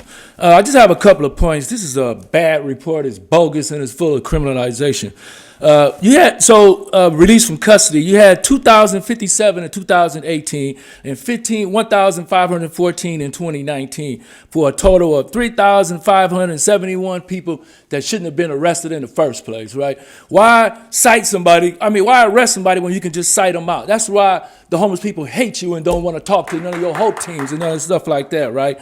The citations is up. A UCLA study showed that Skid Row residents are being ticketed 69 times greater on Skid Row than any other part of the city, all through SCI policing, right? And the majority of those tickets were for crosswalk violations and walking in the streets. You don't say where a lot of these tickets are at, but I bet you the majority of them is on Skid Row. Right. Another thing is that the Hope teams. So your Hope teams, you made 3,379 contacts in 2018 and 4,263 in 2019 for a grand total of 7,642. Right. And then when you add Reset, last year and this year, you made 9,817 contacts for a grand total of 17,459 people you contacted, which is more than half of the homeless population in the city of Los Angeles, and you telling me you only house 2 people. That's a damn failure, all right? If me as a human organizer, civil rights organizer, if I went out and talked to 18,000 people and came back and only brought 2 people with me, I'd be fired right there on the spot, right? And so, another thing is that, we know what your Hope teams are doing. The captain in Pacific Division told us when the lady called, want the homeless people to be moved so they could put the planters down. He said, no, I send the Hope team over there to move them out. So that's what you're doing with your Hope team. You got tent cops walking up on one tent. That is not outreach. That's a damn raid, right? And so you need to read the new audit that just came out from the Triple H, because he talked about how black folks are being stopped more than white folks, but white folks are being found more stuff on them. So I brought a gift for the chief. Thank you, sir. So you can slow down on the criminalization. Thank you, sir. For the chief. Maybe he pass it around to his bucks. Thank you. Sir?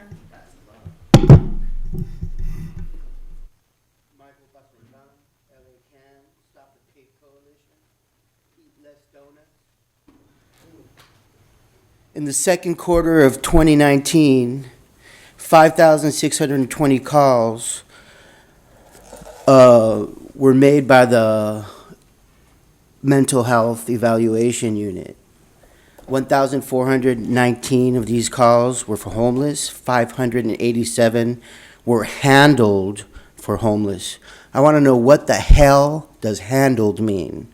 What were the outcomes for the term handled? If I was an officer and I came out of a situation that I said I handled, well, I could shoot somebody in the back and that would be a positive outcome for me. 6% decrease, you say, in calls. A 12% decrease in handled calls. Again, what does handled mean? As a result, you guys have this stupid, ignorant policy that you try to implement to save money or something, where you're putting less SMART team officers on the field, and you're then increasing patrol officers for a total of 2,785 that have taken some sort of little course. That might have been 6 hours, maybe 8 hours a day. You know, I took a course once. I'm knowledgeable. I can make a really great Chinese dish. It's called lai lai. Thank you, sir. So, because of this Sir. 6 hour... Sir, thank you, sir. Your time is up. Thank you. Thank you, sir. Madam Secretary, who are the next three speakers, please? Jonathan Foster, Mr. Herman, and Hamid Khan. Mr. Foster, Mr. Herman, and Mr. Khan, if you could be ready. Thank you. Homeless in a van. I got a jaywalking ticket in Las Vegas and a smoking pot ticket in Santa Monica. But I wanted to say that the military died, so freedom of homelessness is legal, but in appropriate areas. It's legal to be homeless. The homeless versus the rich, it's the same. It's just different. And the rich they don't get busted. They get to cover up the crime. Emotional damage can last very long, so many may not be actually mentally ill. They actually may be dealing with the hurt that happens. Hand out the money will help. It's not a fix, but it's a less reason to steal. Yet 318 fare evasions should not be free. It should be a discount. We need to identify them somehow with a card that, have a proof of a badge or something can happen with that. Jaywalking is legal if the walkover does not alter the traffic flow. It's legal. Homeless people want privacy, so they don't want to give their personal information over to the city, but also do not want to take responsibility in drug use. How they spend their very little precious money is a problem. Goldsmith, there's not enough services. There's 26 billionaires in LA with $87 billion. Many of them are Jewish. The money you need is in their dark heart bank accounts. Many of these Jewish Israelis, there were $38 billion Trump just gave to Israel. 38 billion more. How come it didn't come to LA? Because the Israeli Jews are helping promote homelessness right here in LA. There were dancing Israelis after 9/11. They were arrested, prosecuted, and kicked out of here. Israel through the Pentagon. Sir, This you is need to address documented. the report Israel through the itself. Pentagon stole $53 trillion, and now we have a homeless problem. Problem is Israel wants to chop off a Sir, bull's you're not head. They addressing hate the Jesus report. Christ, don't they? Mr. Herman.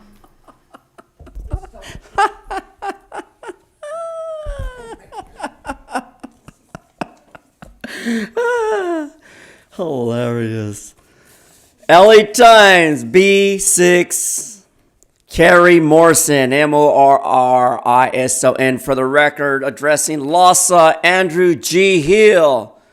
Unsheltered homeless across the city is a key role of corruption at 811 Wilshire Boulevard, 6th floor, 213. 225-8456. Mr. Herman, you're not addressing the Report on homelessness. I know homeless people for a fact. Let's talk about the defect defaults. Under V, 71%. Under H, 67%. Under B, 48%. What does these acronym letters stand for? Well, the last one means burglary, and the way you utilize your UHRC under property service is offensive when you take a woman by the name of Antonia Ramirez, aka Elma Ramirez, and your Hope officials incarcerate her under a threat against the people. And that's a bunch of fucking bullshit. You all know it. TROs, restraining orders, all this bullshit of harassment Sir, against people with you're mental not- health. You're not All this addressing the report, regarding sir. health and issues of your health crisis. Well, here it is, Mr. Mark P. Smith, for the record, 0950529. Fuck you. Fuck nigger, he will have a Mr. Khan, you're next, sir. It's right there. Mr. Herman, ladies and gentlemen, I apologize again. Mr. Khan. One of the things I'd suggest to you, Eileen Decker, is that you were raising this question about the coordinated entry system. And one of the best research that has come out with somebody that was in LA for a while is by Virginia Eubanks. And the book is called Automating Inequality. And, because this report really, it's a very pathetic report because it goes to the heart of what's really, really wrong with the system. And I'm just going to read something real quickly from Virginia saying that like earlier technological innovations in poverty management, digital tracking and automated decision-making hide poverty from the professional middle-class public and give the nation the ethical distances needs to make inhuman choices: who gets food and who starves, who has housing and who remains homeless, and which families are broken up by the stage. The digital poorhouse is part of a long American tradition. We manage the individual poor in order to escape our shared responsibility for eradicating poverty. So in essence, what happens is that reports like this continue to sensationalize and pathologize race and poverty. That's what really it comes down to. But I think as a commission, what you can do is look at that how race and poverty is being policed. How is it being policed by the LAPD? We actually mapped out a 6-month period of 2 different years of Predpol hotspots of Skid Row. We thought going in that all of Skid Row is a hotspot. It is, because the most heavily policed area in the world per capita. But what we saw was a digital Jim Crow, this whole quarantining of Skid Row that's surrounded by the Predpol hotspots. So what is happening is that you are continuing to do that. And we have documented and shared with you and told you about aggressive transient suppression, all of these mission sheets that come out, that as a commission you need to make some goddamn decisions as what are you going to do about this policing. We continue to tell you that Predpol sends these people, guides these cops, and that's what's going to happen. So Thank you, Mr. you Khan. can look at this report all day long, but what now and what next? Thank you, sir. Next, we have William Jennifer Young, Audrey George, and Jamie Garcia.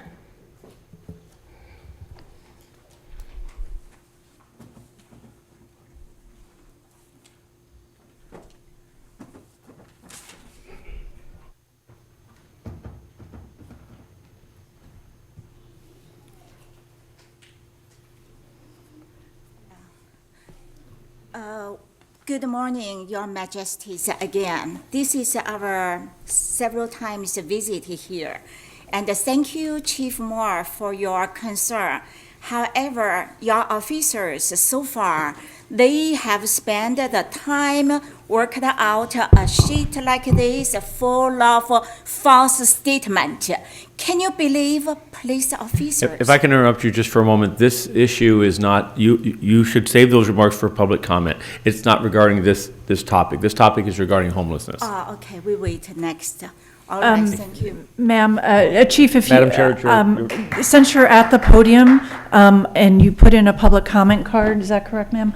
I'll allow you to speak now because I see you're with someone who's, has challenges standing. Thank you. So please very much. continue, ma'am, and I'll give you the full 2 minutes, okay? Okay, thank you so much then. Mr. Herman, please stop.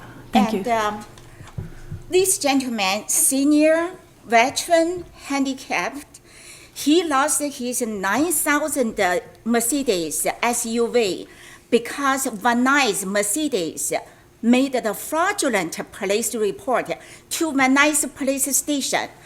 Van Nuys police officers didn't verify any information, and then just based on somebody on the phone gave the gentleman who was hearsay report. Yeah, hearsay report, and then put the fraudulent police report in the system. And one day, 5 or 6 police cars came to our place, surrounded our place, and pulled his Mercedes out of his storage. And we just don't understand. For that fraudulent police report, over the last 2 years and more, we reported to Van Nuys chief. We came here, and then just no one took any action. And eventually, this report just came out a few days ago, full of false statement here. And how can our property be deprived by others without any protection, without any law enforcement service here? And the people who stole the car and then made the fraudulent report is still out of law. And we wonder who will. Thank you, Mr. Moore, for sending your chief, but your officer even made us like a fool last time. Oh, at least, CHP is investigating the dealer for something else. What did that do with us? Nothing happened. We contacted the CHP. They said Thank they you, just ma'am. want you to drop. Thank you, ma'am. Chief, if you could ask someone to assist, and thank you, ma'am, for coming, and Madam Secretary, please pull their public comment card out from the future. Thank you so much. Thank you, everybody. Ms. George, you're next, ma'am. Okay, thank you.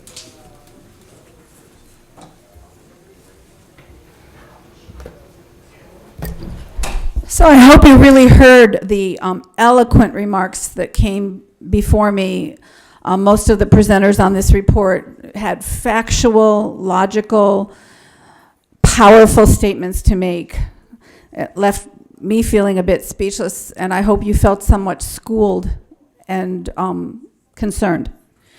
So I'm gonna go to this the article that came out with respect to waiving fines and dismissing charges on the houseless people that can't afford the charges, to comply with the requirements that were set. Concerns about instituting more humane policies were not the main reasons that this important change is being pushed and implemented. In the joint announcement Wednesday from Mike Fewer, Jackie Lacey, and Chief Moore, they said they wanted to unclog the court system. This plan will save the courts money, they said, and help the LAPD focus on getting the worst criminals off the streets instead of having officers spend crucial time on minor infractions involving homeless people. So I didn't get warm fuzzies because there was not one hint in there that there were humane reasons for pursuing that. So I want to know why you continue making these stops. You say it's a waste of resources.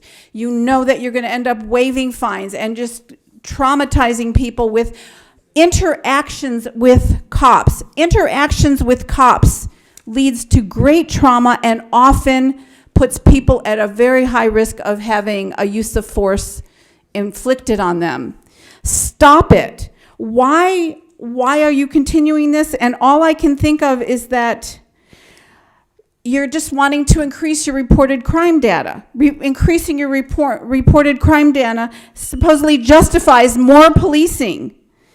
Thank you. And then you get to get people into the system by making them fill out field interview cards. Thank you, ma'am. Ms. Garcia?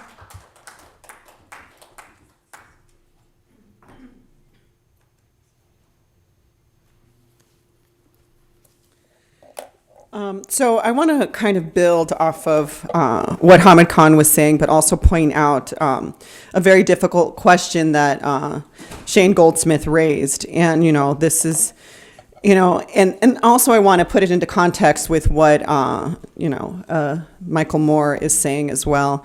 What LAPD is the protector of a constitution, right? A constitution that's based on capitalism, racism, genocide, and settler colonialism.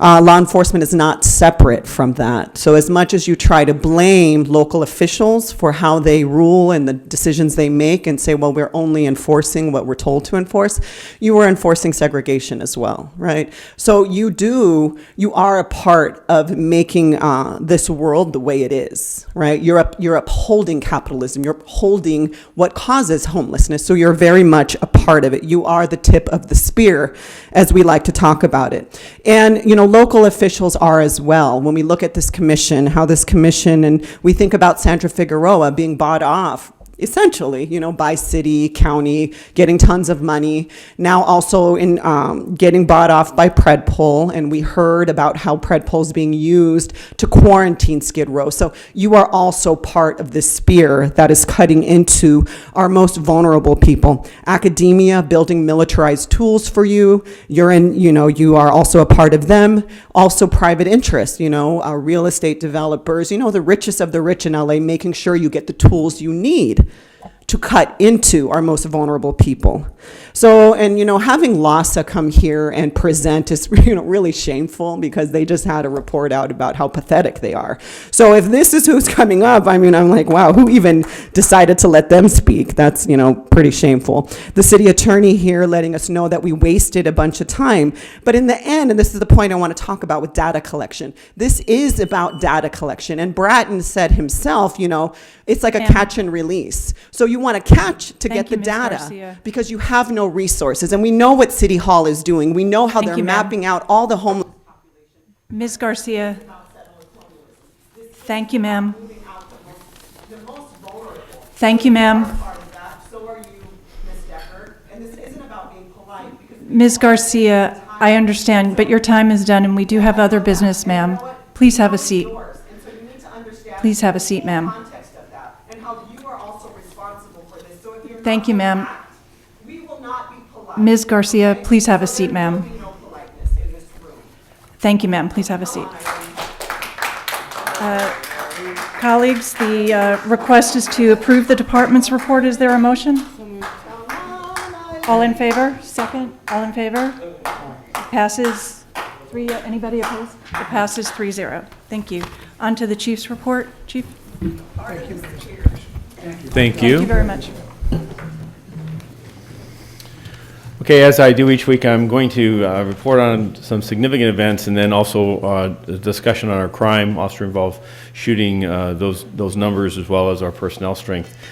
First, relative to significant events, this past week we had a categorical use of force which involved a police canine, a patrol dog, where that contact or bite by that animal resulted in a hospitalization of an individual.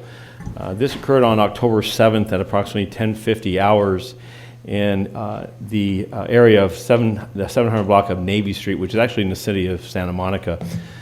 What occurred is that approximately 22:40 hours the evening before of October 6th, Pacific Division officers responded to a radio call of a male who was inside a vehicle in the 200 block of Bernard Avenue.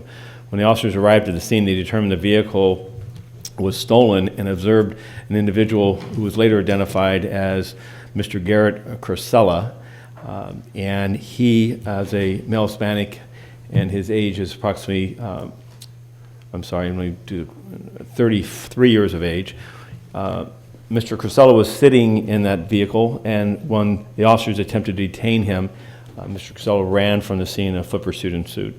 The officers established a perimeter and requested the assistance of our Metropolitan Division canine resources. A search team was assembled, and the individual was tracked to a nearby residence, again located in the 700 block of Navy Street in the city of Santa Monica. A Department canine located and made contact with Mr. Crisella on the side of this residence. Reportedly during this interaction, the suspect, Mr. Crisella, attempted to choke the canine, and in an attempt to take the suspect into custody, a taser by the uniform officers was utilized, striking him in the lower back. He was then handcuffed without further incident, but as a result of the contact by the Department canine, that canine bite, the suspect, Mr. Crisella, sustained an injury to his right calf, which required hospitalization. Basis on the hospitalization of him and the circumstances of this event, Force Investigation Division responded, as did the Office of the Inspector General. Force Investigation will conduct their full investigation of the circumstances leading up to and during this incident, and the findings will be reported through the Department's Use of Force Board, and then that matter will be brought before this commission at a later date. Additionally, this past week, as Commander Graham indicated, that we held the Senior Lead Officers Summit, first time we had done that in about 5 years, and it was an opportunity to really bring citywide an important asset and resource of our problem solving and community engagement into one setting. And the morning was, I started off the morning with providing some instructions, expectations, but also encouragement for the work that these men and women do each day as they organize our efforts at the local station level in problem solving and identifying partnerships and collaborations with our community to improve public safety. I also had the honor of attending the third annual State of Women and Girls Address and Exposition that was held at the Convention Center with the leadership of Mayor Garcetti as well as the First Lady. I was proud that a portion of the conference centered on the efforts of this department in building our diversity, particularly in our representation of women on the workforce as sworn members of the organization. Commissioner Decker, thank you for attending, as well as Commissioner Bonner, and showing our personnel. We had a number of men and women from the organization that attended and supported this event. Your commitment to building and deepening the diversity, particularly women in their representation. Our goal this year is to have 35% of our academy classes represented by women. And that is on a path to eventually reach a 50% portion of each academy class being made up of women. Our efforts in outreach and recruitment are geared towards achieving that. Additionally, this past week we opened the Homicide Library. It was a joint initiative with the FBI, as well as enjoyed the financial support of the Police Foundation, particularly the Amundsen Foundation. And this is the first of its kind, I believe, across the country that has taken both solved and unsolved homicide cases, in this instance, particularly in South Los Angeles, but this center will build to have eventually the cases from throughout the city warehoused there and digitized and preserved so that we can continue to investigate those, particularly that are unsolved, to identify those responsible for these killings. Additionally, this digitalization of these records is going to allow us to conduct a study of the nature of those cases that are solved as well as those cases that are unsolved, as to what factors and influences can be observed that either impede or encourage the consequence of us being able to solve and bring to justice those responsible for these crimes. Lastly, this center is going to allow us to have a designated area of a quiet space where families, members, as well as others, survivors of these terrible crimes, can come and can meet with detectives that are assigned the case and received updates periodically as to what has occurred, and also seek in our efforts to gather more information that might identify those responsible. This last Thursday, we had our most recent edition of our Asian Pacific Islander Forum. It was held in Koreatown, well attended. I want to thank Inspector General Smith for being there as he participated in the evening. We were able to provide various updates relative to our transit operations, as well as circumstances involving homelessness and what our outreach and engagement efforts are and what our needs are as an organization to continue to promote, as was said earlier, additional services, sanitation, storage, hygiene, and outreach and engagement by the other members of the whole of government and community to impact this most difficult issue that we face. Lastly, I want to provide some comments and some remarks relative to an article that was in the LA Times this morning, the electronic version. The article was on traffic stops and the statistics as to the disparate impact on African American and Hispanic communities that our numbers in a 10-month study involved. So in looking and reviewing that, we were aware and had worked with the LA Times and the involved reporters as to interpreting the information and providing our comments and feedback, but I feel that it's also relevant at this point to provide some comments and context. First and foremost, myself as well as this department, we're aware of the disparate impact that traffic stops can have, particularly in South Los Angeles, and it's been a strategic effort and initiative for us to take steps to lessen the impact, as evidenced by an 11% reduction in traffic stops over the time period that's been examined. I'm also aware of our past history, and particularly in our communities of color, where our efforts to reduce violence has experienced the undesired consequence of a loss of trust by the very people we're trying to protect. As was stated in the article, disparities themselves don't prove stops are biased and evidence, or that there's evidence of racial profiling. Additionally, stops and detentions are not representative of the broad range of activities our personnel are involved in. The department has and will continue to strive to strike a balance of prevention, intervention, and enforcement strategies, including our reliance on investigative stops. Additionally, we've invested in a department-wide implicit bias training to ensure people are aware of hidden biases, as well as the perceptions raised by their actions in our community. We've also outfitted our uniform officers with body-worn cameras. Ladies and gentlemen, it's starting to get a bit loud in here. If we could give the chief your attention, please. Thank you. We've also outfitted our uniform officers with body-worn cameras to provide a clearer picture of the actions of all involved. And finally, we've held accountable those who fall short of our expectations that our actions in our communities are constitutional, fair, and treat each individual with respect. Key also is in our investment in trust building and crime prevention strategies, particularly in our communities of color. Just as we've seen an overconcentration of gun and other violence in South Los Angeles, we have invested heavily and participated extensively in crime prevention and intervention strategies in these same communities. Examples of this are community safety partnerships, participation in the weekly Watts Gang Task Force, Ceasefire, as well as our efforts with a youth program, including mentoring of those young people. Our ongoing community forums and other engagements that I frequently reference, I believe, are all evidence of our efforts to have a balanced and broad range number of strategies, and not just a simple stop and detain as a singular issue. The department will continue to pay attention to these strategies, as well as we're going to continue to pay attention to these statistics, and we will evolve our strategies to continue to strike that critical balance of building trust and improving public safety. As such, an example of this is I'll be announcing this next week, further refinements in the organizational makeup and activities of our elite metropolitan crime suppression resources.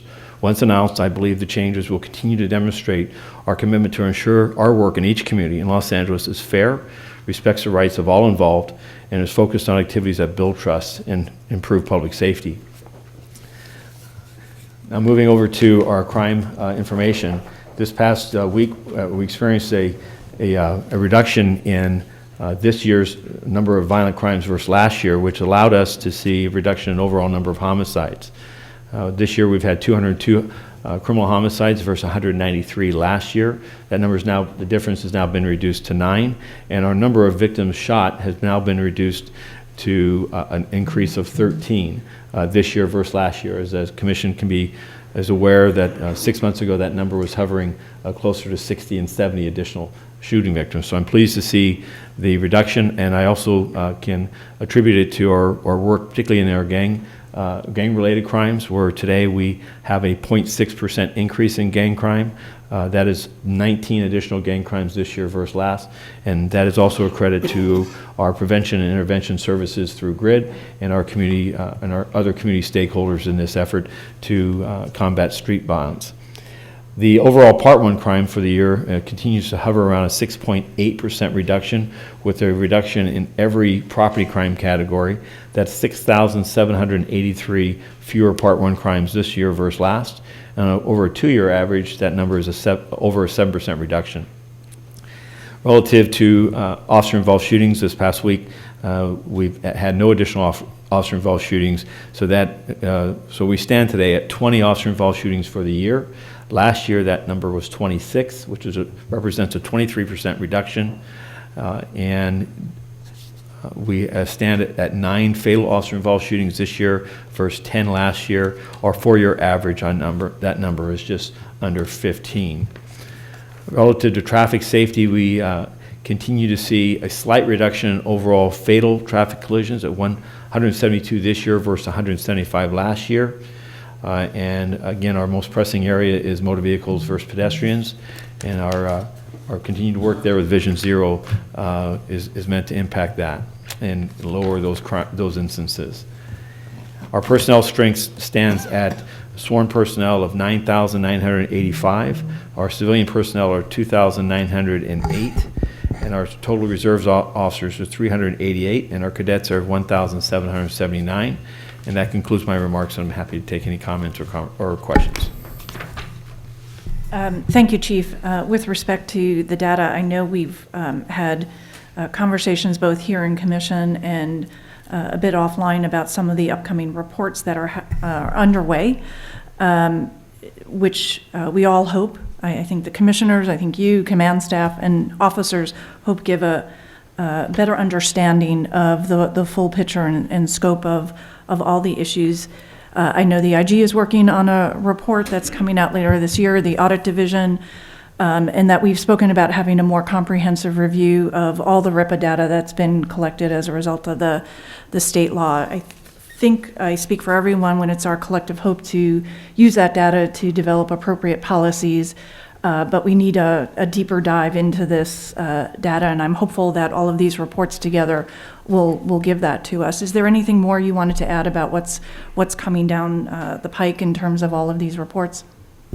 I'll just comment that the working group that was identified in previous presentations met last week, last Wednesday, I believe, and I look forward to that working group with representation of every one that you've just spoke about, defining what that singular report should look like, so that there are not these individual reports that seem to open up a conversation but are not comprehensive or broad scale enough to really address the concerns that many in the public might raise. So I think the working group's work is critical, so that the representative interests of Office of Inspector General, this board, as well as the department can be vetted and can be organized in a manner that provides a fair and comprehensive look.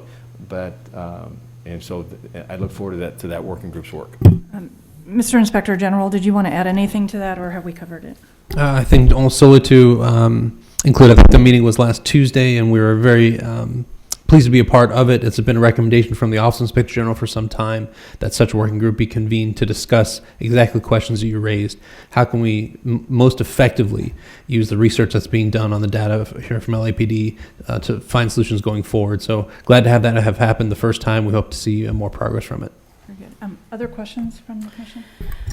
Thank you, Chief, for addressing the LA Times article. I also wanted to respond to that and appreciate Eileen's comment about doing a deeper dive. I look forward to the Inspector General's report as well as the Chief's recommendations next week that are coming out. And I just want to say that, of course, the story that the LA Times told is no surprise to any of us who are paying attention.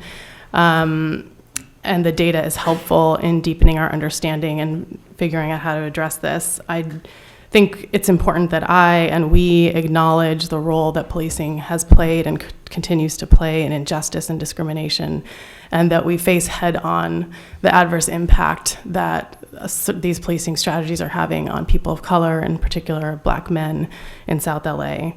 And I appreciate the Chief's very strong response to this. I think it is quite common for people to respond to this sort of thing, especially white people, to respond to this sort of thing with defensiveness. And I appreciate that the chief is acknowledging the issues that are raised and is responding with action. And I look forward to supporting efforts to do everything we can to address this issue.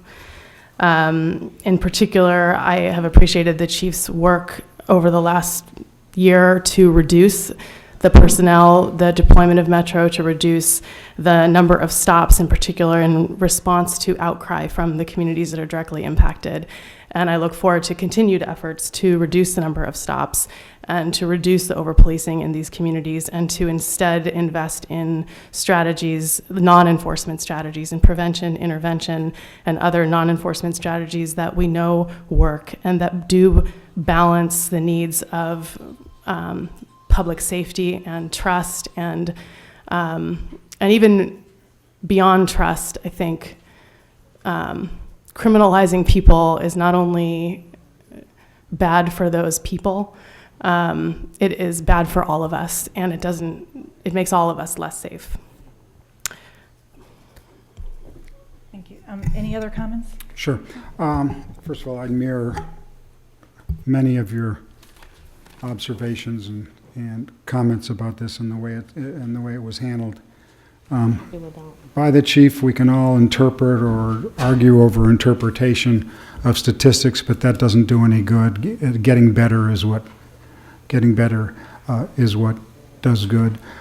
Speaking of that, last night on national news, Chief, I and probably 15 million other people watched an interaction between a LAPD officer and a woman experiencing homelessness who was singing in the Metro. And I'd just like to hear your perspective and the real scoop on what is a wonderful, wonderful story. Well, I think it has gone viral. I believe it's an aspect of social media is interesting. When something will be said to go viral, is the uniqueness of that. I think that the uniqueness of what the officers captured is not unique. I believe that, in fact, the encounters, whether it's our experience with MTA, for instance, in the last 2 years, 3 years that we've been involved in the nature of the interactions with the traveling public has been quite professional, quite positive, and officers have demonstrated their heart in a number of different actions. We have 14,000 video clips each day in which officers are just uniform officers alone are having interactions. And last year, the number of contacts with radio calls and various other activities exceeded 1.8 million. I think that buried within there are countless episodes of our people showing their heart, their compassion, and at the same time, a firmness. The ability to be a protector and to step into difficult and trying circumstances, which does not always play as well as this young woman this woman whose plight was brought before the nation through the actions of just an officer who her voice and her setting touched his heart. I'm particularly grateful that this was not a story the department we actively pursued. We posted it as the officer posted it just because we saw that there was a lot of people who were interested in what happened. We wanted to give that context. But what I'm particularly proud of is that the follow-up, which was when she a week later, 9 days later, asked to particularly meet with this officer because she had seen that actions of this one action changed her course of her life, and she wanted to express her appreciation to the involved officers. She asked that we would publish that because we wanted to do it in quite the contrary. We wanted to make just an off the airways of allow that interaction to occur without further publicity, and she of course did not want that, or not of course, she chose and asked us specifically otherwise. So as a chief, we honored that, but I was very concerned. And I think it's because I think it speaks to what our people do. They're not doing it for notoriety, they're not doing it for fame, they're certainly not doing it for fortune, they're doing it because it matters, and that their work matters. And so I'm proud of this, but I also know that it's representative, and they'll tell you, as countless others were, that these are encounters that we see each day. Thank you, sir. Thank you. And finally, just to go back, Commissioner Goldsmith, thank you very much for those thoughtful comments. I'll add, Chief, and to the command staff that it's important to keep analyzing this data. It's our goal to keep improving training, ensure that the officers on the street are not just acting constitutionally but fairly to all, and that the concepts of procedural justice that are now embedded in everything the department is doing in terms of training are bearing out in the field. With that, Chief, if you have nothing further, I'll open it to public comment. Okay. We have 9 speaker cards. Yes, ma'am. Who are the first 3? Michael Novick, Jonathan Foster, and Paula Miner. Mr. Novick. I'm wondering if the homicide library the chief talked about is going to include the deaths of people at the hands of law enforcement among the homicides that we try to draw some lessons from, because those are the ones that the LAPD can most immediately affect. I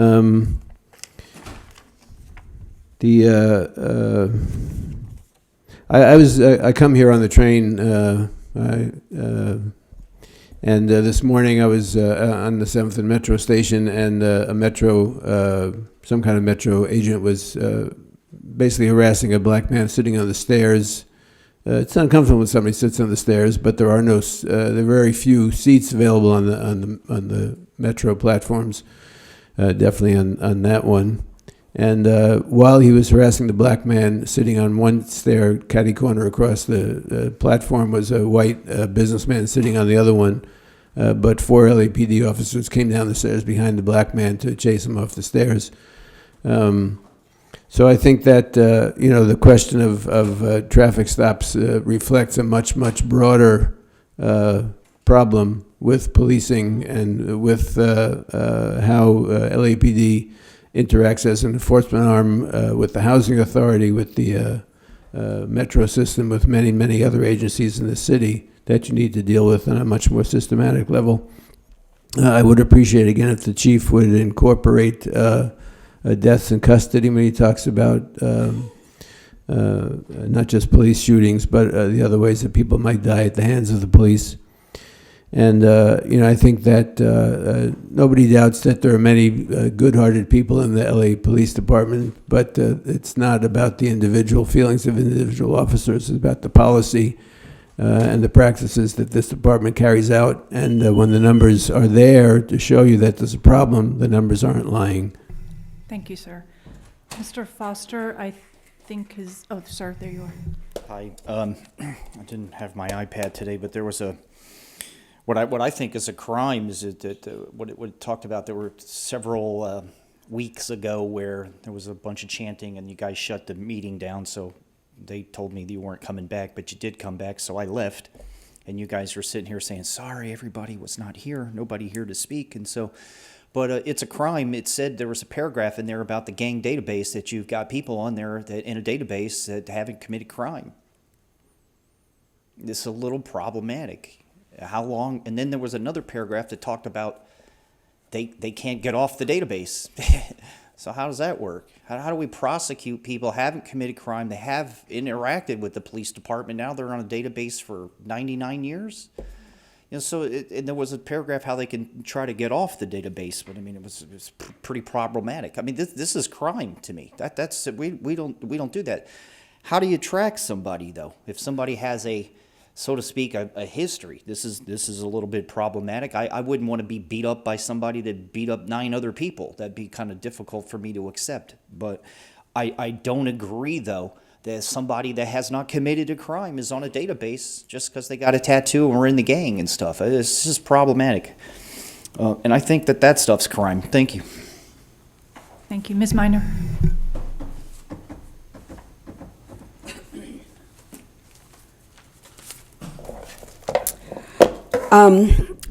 Chief Moore, I want to speak to that article too. The way the media described it, it said racial disparities in policing.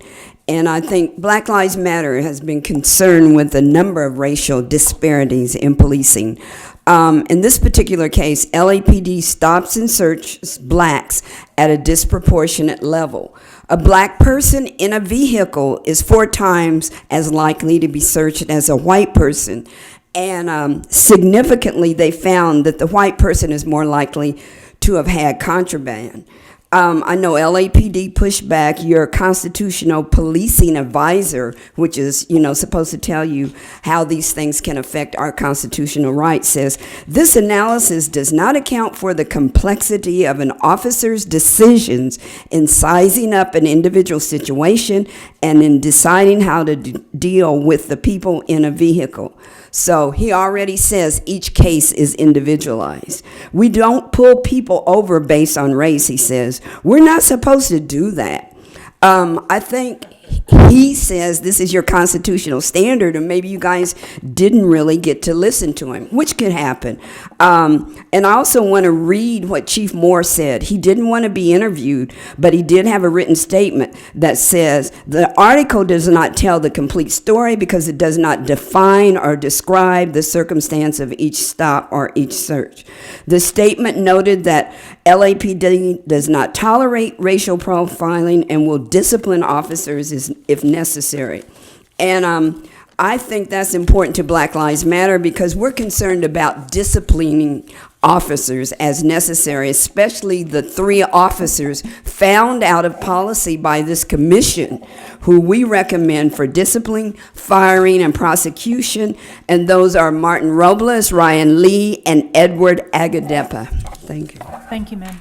Next, we have Mr. Herman, Audrey George, and Hamid Khan. Mr. Herman has left. Ms. George?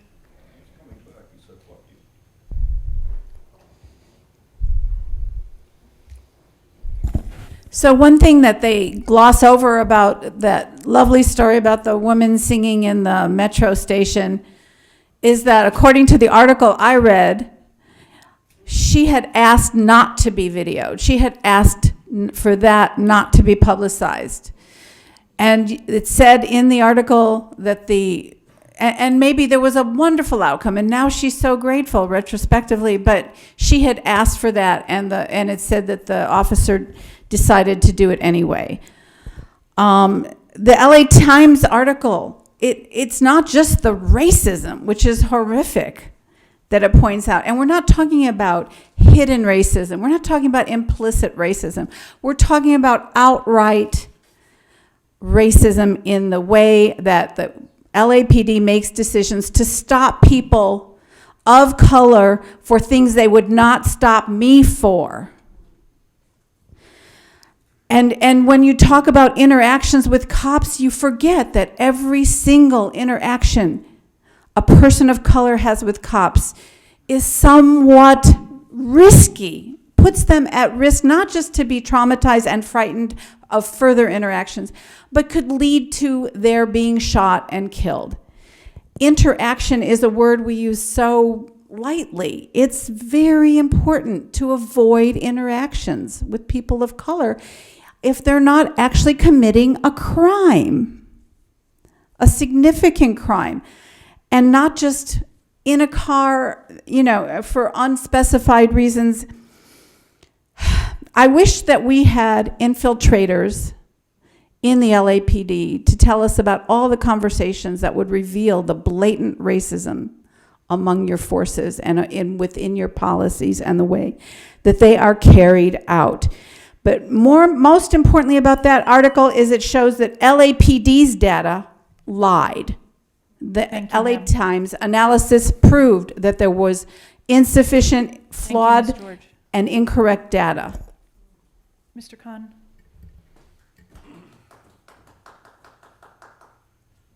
We don't need infiltrators. Their programs speak for themselves, how racist they are. And I'm going to get to the article being public comment. But I want to draw your attention to a 12-page letter that we have submitted today.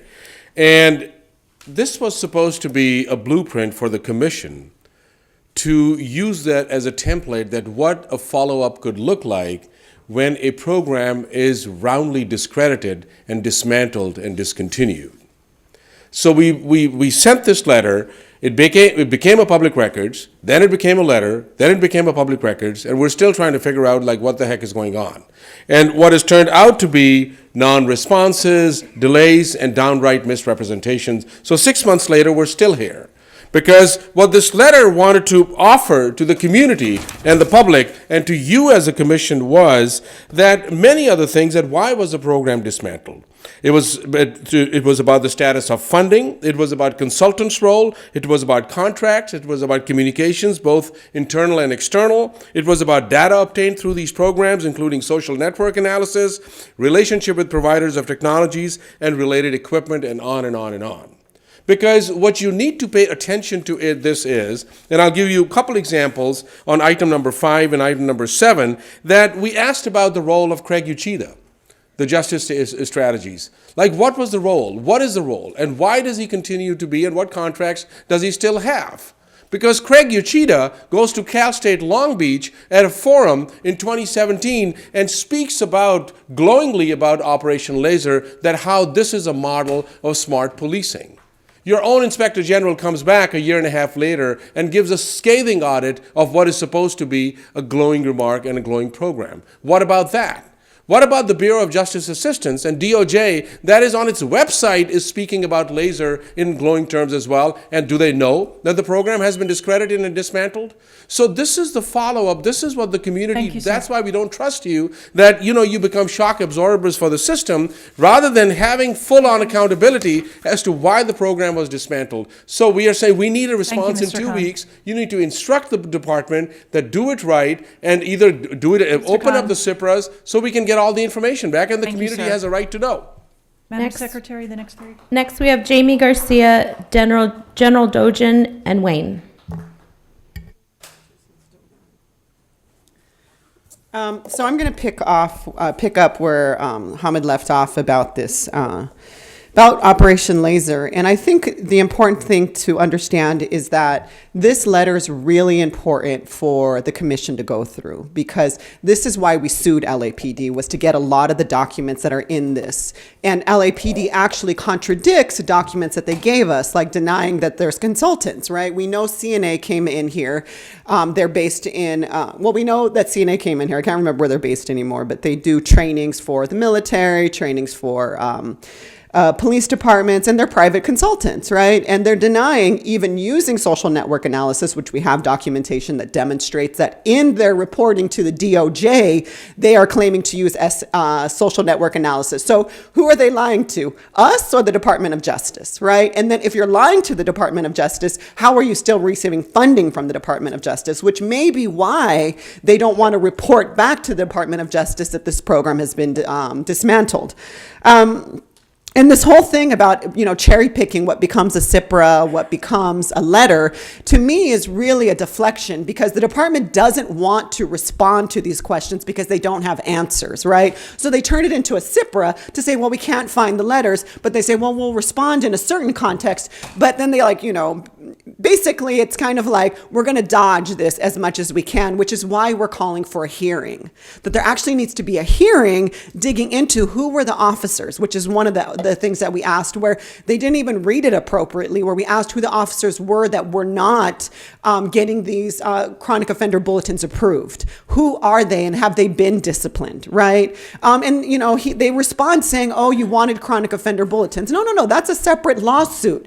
Read the CIPRA. And even in the CIPRA, their response actually has a letter referring to another CIPRA of ours. So there's a complete,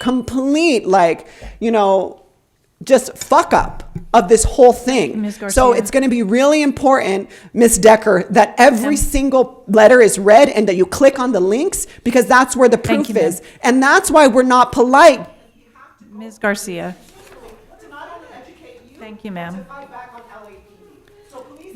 Thank you, Ms. Garcia. Ma'am, our next speaker, General Dojan? Sir, is he still here? I don't see him. He's left. Thank you. Wayne? Mr. Spindler?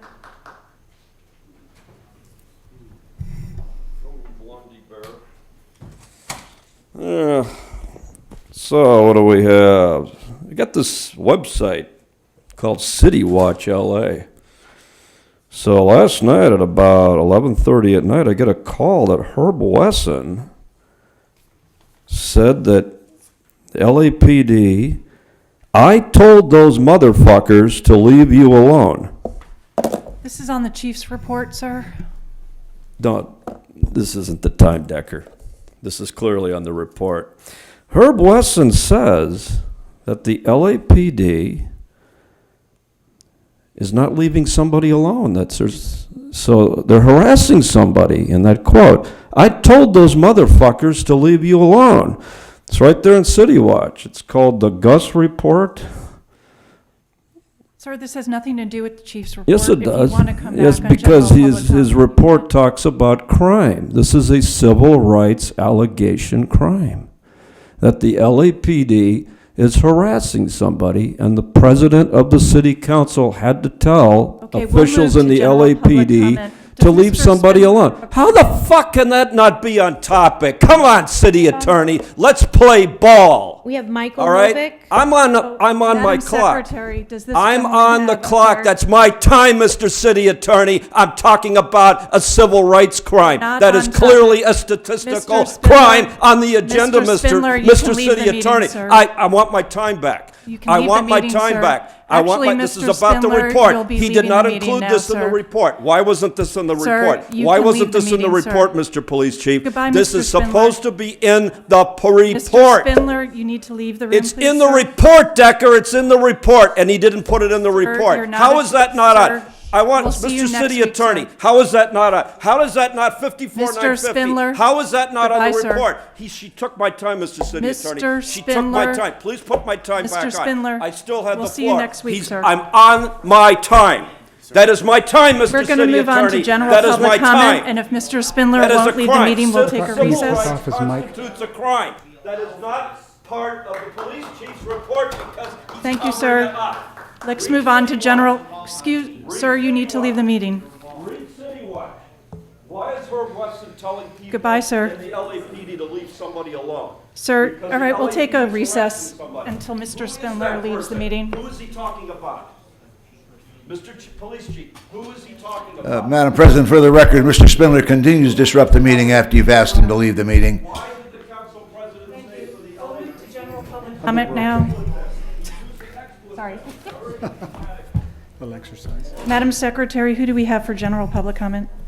8 cards, Michael Novick, Jonathan Foster, and Audrey George. Mr. Novick.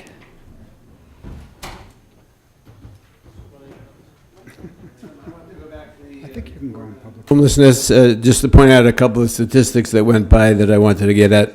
One is Table 7, where it talks about use of force, comparing general use of force to those involving people experiencing homelessness, as you call it. It went up from 547 uses of force in department-wide in second quarter of 2018 to 626.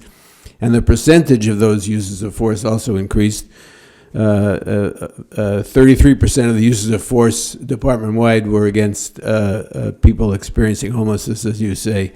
35% of even a larger total. So I think you're dealing with a serious problem there. More than 1/3 of all the uses of force are being carried out against people living on the streets.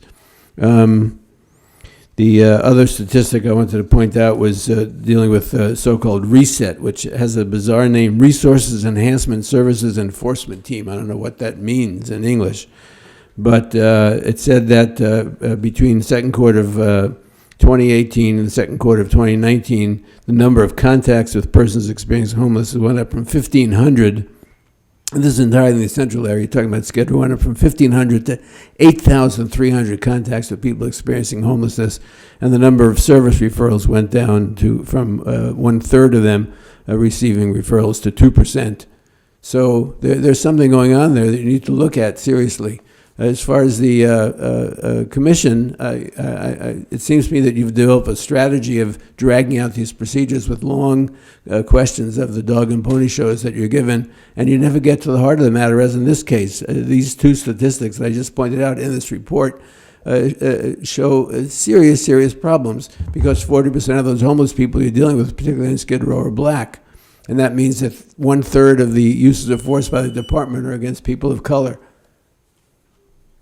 Thank you, sir. Mr. Foster. Hi, in public input, boy. So Trump pulls out of wherever it is, Syria or Turkey, so that the Kurds can be rousted out of the area. And this is the same thing they did to the Native Americans. And they're doing it over there. And they're using the military from here and all of our power. He's pulling the troops out. It's all in bed with Russia. They did this in Sir, Iraq, Turkey, Syria, Jordan, and Egypt. Mr. Foster, for this the has greater nothing to Is- do This with is the public Los input. Angeles. This is public. Yes, it does, miss. But it has Yes, it to does. be- Yes, it sir, does, miss. They are taking needs to be tax money related from to the here. Los Angeles This Police is Department. public input, miss. Yes. This is public input. Related to the You Los killed Angeles several Police- 100,000 Iraqi children so Israel can expand for the Greater Israel Project. They took the Golan Heights. Madam President, against he's not international speaking law. to a matter within the Yes, it jurisdiction is, of the sir. Board of Yes, Police it is, sir, Commissioners. because the tax No, it dollars is are not. coming out of Los Angeles. Mr. To Foster, do this, the tax dollars are coming out of Los Angeles to do this. And they killed children. This is why there is a Trump election tampering Mr. problem. Foster, you're not This is speaking they're about a taking matter tax within the dollars from me jurisdiction and of the them, LAPD, and they're sir. sending it over there, miss. This Sir. is public input. You have The to speak about a matter within the Right, as she jurisdiction stated that of the the Los Angeles Constitution Police Department. states things, and then the human operates contrary to the Constitution. Sir, Mr. by Foster, other your time agreed is up, upon sir. statutes. This is public input. Sir, you don't get to speak about anything. Sir, your time is up, Mr. Foster. Mr. Foster, please have a seat, sir. Mr. Foster, please have a seat. Okay, Mr. Foster, I'm going to have to excuse you from the meeting, sir. Thank you, Ms. George. Regarding the LAPD article that analyzed crime data and stops and the racist policing of the LAPD, and revealed that LAPD's own reports were lies, that the mayor was quoted as giving a statement that he expects this commission, who are all political appointees, so I'm hoping that you pay attention to him. He expects you all to enforce best practices for the LAPD to follow. I wonder also if the mayor, who is concerned about best practices, is aware that Steve Soborov used such profanity directed personally and repeated even, just to make sure nobody missed it, against one of the most powerful and impactful speakers in our community. I'm hoping that the mayor is aware of that, even though I haven't heard any report of it. I wanted to speak about predictive policing and how we're hoping to see the end of all data-driven, false evidence-based policing practices. And we're very interested in how you're going to just reformat it into something new in the future. I think next week is when we might get a hint of that. But I also wanted to point out, and you cannot gloss over the fact that Sandra Figueroa Villa received money from Predpol for her organization. How are we ever going to see the end of predictive policing when they're bribing our own commissioners who are overseeing LAPD police practices, when they're so blatantly bribing? Who else has taken money from Predpol? I'm hoping we find that out sometime soon. Thank you, ma'am. Our next three speakers. Jacqueline Richardson, Jeffrey Delshad, and Angela De Jesus. Ms. Richardson? Hell no, we won't go. Hell no, we won't go. These were the people in the 60s during the Vietnam War. They had been drafted into the Army, and they refused to go because they didn't want to come back dead. Now, we don't have a draft system. We have an all-volunteer Army. Presidents Reagan, Carter, Clinton, Bush, Obama may or may not have known about the all-volunteer Army. I don't know what they know, but the LA Times, the Channel 2, 4, and 5, they probably know something about it. Who are the volunteers? Anyone? as far as I know, and from anywhere. Why? Benefits. Madam President, she's not speaking to a matter within the jurisdiction of the Board of What Police are Commissioners. the percentages of Americans in there? I don't know the percentage of Americans. I have no idea, but it's an all-volunteer army. Thank you, ma'am. I'm sorry, our next speaker? Jeffrey Delshad, Angela De Jesus, and Hamid Khan. Thank you. Can I get in a Good joke morning. before my comment or with my comment? Your time is running, mister. How many Jeffrey. cops does it take to arrest a lawyer? It takes 8. 1 to arrest him and 7 to listen to his bullshit. Not really. Okay. I was working on that. It needs some work. Yes, that was quite a meeting last week I saw on the video. That was very exciting, very long. I was thinking one word I never hear in like all the time I've been here is I've heard like rights, law, protect and serve, all these things up here, but I've never heard the word like hypocrisy, just as a concept. I just thought I'd maybe try to introduce that. This seems like there's a lot of media and perceptual issues here and things like that. Just seems like, I thought I'd mention that. Oh yeah, sorry. Jumping around a little bit. Back to Audrey or whoever it was that said something about informants in the LAPD. There definitely have been like whistleblowers and things like that I'm aware of. Reading on the Academy statistics and things like that, from my point of view as an outsider, I would say like 50% of the people that wash out or leave the organization over time are as a result of dishonesty, and 50% are as a result of honesty, potentially, as a skeptic kind of. I guess one name I could lift up would be Brian Bentley, who was a black officer in the 90s, who wrote a book, and he was on CNN and other things like that. I think that maybe you should talk to him and other people like that who have left the organization. Maybe they have something to offer. Yeah. Thank you. Thank you, sir. Angela De Jesus, and then Mr. Khan.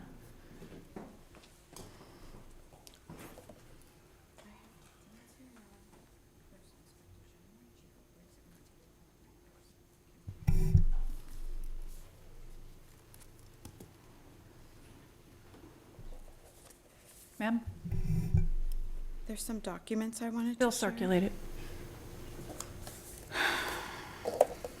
Good morning. Today I'm here to bring attention most recent information regarding my son's Daniel Garza's attack by Officer Mario Cardona.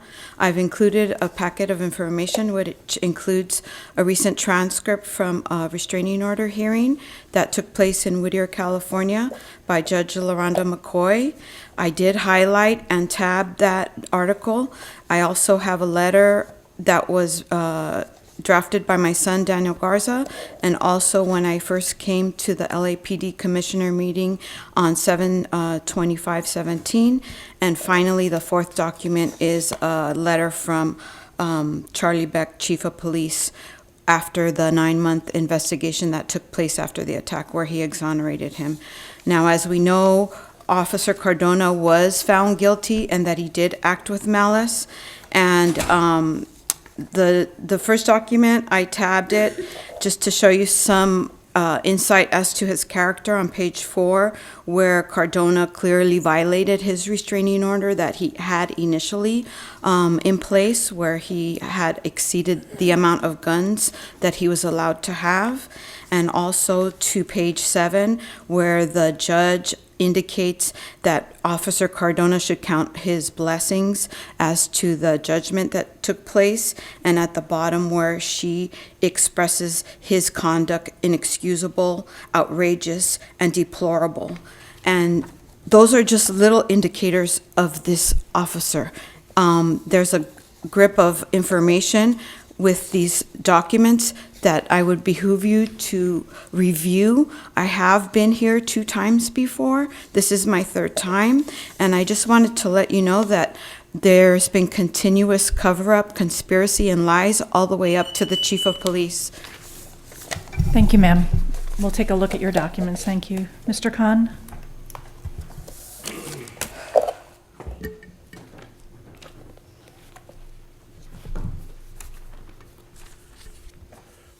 I want to go back to the earlier comment and continue on that why about this letter or the CIPRA that we had filed. And I want to read something from the OIG's report about the laser program that, and I quote, that LAPD divisions and officers were committing acts named in the report, including using informal references from officers in categorizing folks as chronic offenders, removing the language approved by the city attorney from the top of the chronic offender bulletins, and other such actions that would further endanger and violate the rights of community members. So now what we have is, and this is going back in history as well, that in 2014 it was revealed that LAPD officers broke off 98 antennas out of patrol cars on the dash cameras. No investigation took place. So the question here is that going, all the time we circle back and the same violations happen. So at what point does the commission look at these issues very seriously and demand an accountability as to who's messing up and what kind of violations are taking place? So it's really critical that you pay attention, and I know my colleague Jamie Garcia had emphasized that too, that this is really a blueprint for you. But I want to go back to the report, the article that the LA Times published today. Not surprised. So Shane Goldsmith, you were talking about issues around data. This is what data-driven policing does. And we don't need data-driven policing because driving while black was predictive policing always.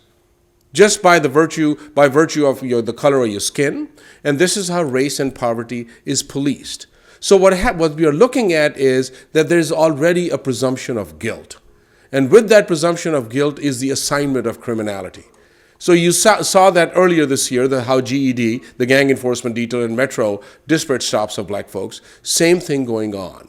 So what you've added now is, with this data-driven, that it's almost being directed and it's masking it with pseudoscience because these things are continuing to happen. Thank you, sir. So this has to stop and this has to be investigated. Thank you, Mr. Khan. Are there any more speakers? We have one more, Jamie Garcia. Ms. Garcia?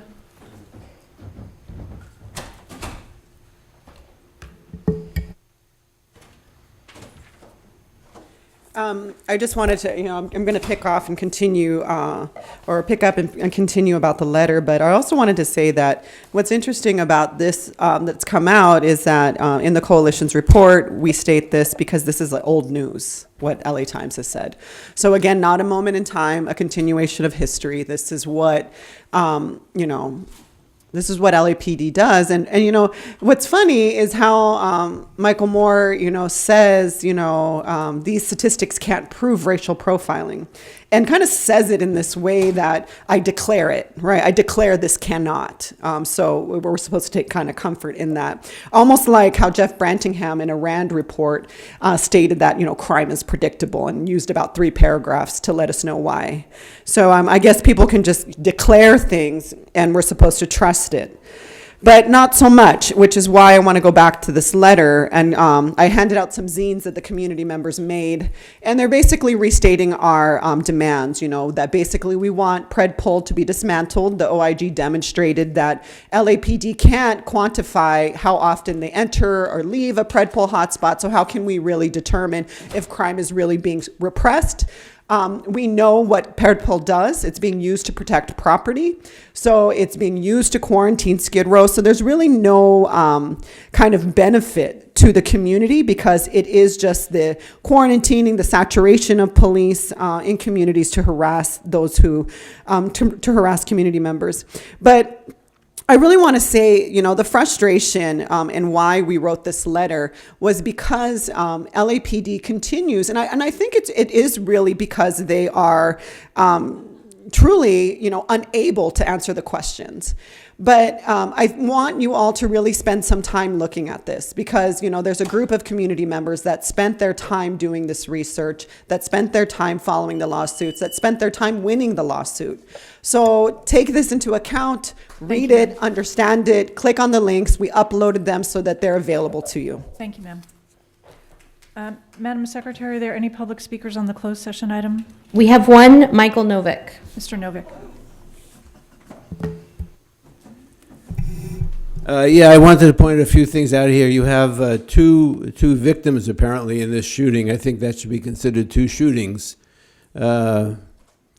The second one is identified as a male, 17 years old. I'm not sure if that means you don't know who the person is, but you know their age, or you're protecting their identity because they're a minor.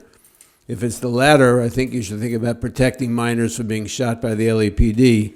I don't know if there's any fatalities involved in this one, but I think in general, you need to extract policy decisions from these things. It's not only the case of individual officers, it's a question of what frames those shootings. The one you identify is named Jay Vargas, and so that's presumably someone who would be considered a Hispanic. I don't know who the second person is because you only say it's a male of 17 years old, but the LAPD has a very, very sorry record of killing Hispanic minors in this city. Multiple cases that we've dealt with and gone to the district attorney about. So I think that you need to think about very seriously what's involved in something like this. In a couple of the other cases of statistics that you put out in the other papers, when you have multiple incidents of services provided to the same individual, you count each one separately as a separate service. If you have two people involved in a shooting, that's two shootings. So you need to think about what your statistics about police officer-involved shootings are for that year. Madam President, Mr. Novak, I would just ask that you would follow up later today or tomorrow. We will post online a redacted version that answers many, if not all, of your questions that you have. I think that would be valuable for you as you evaluate our actions. Okay. Thank you. Thank you. We'll proceed then to recess on the closed session items. The Board of Police Commissioners will now recess into closed session to discuss item 4A1 in accordance to Government Code 54957.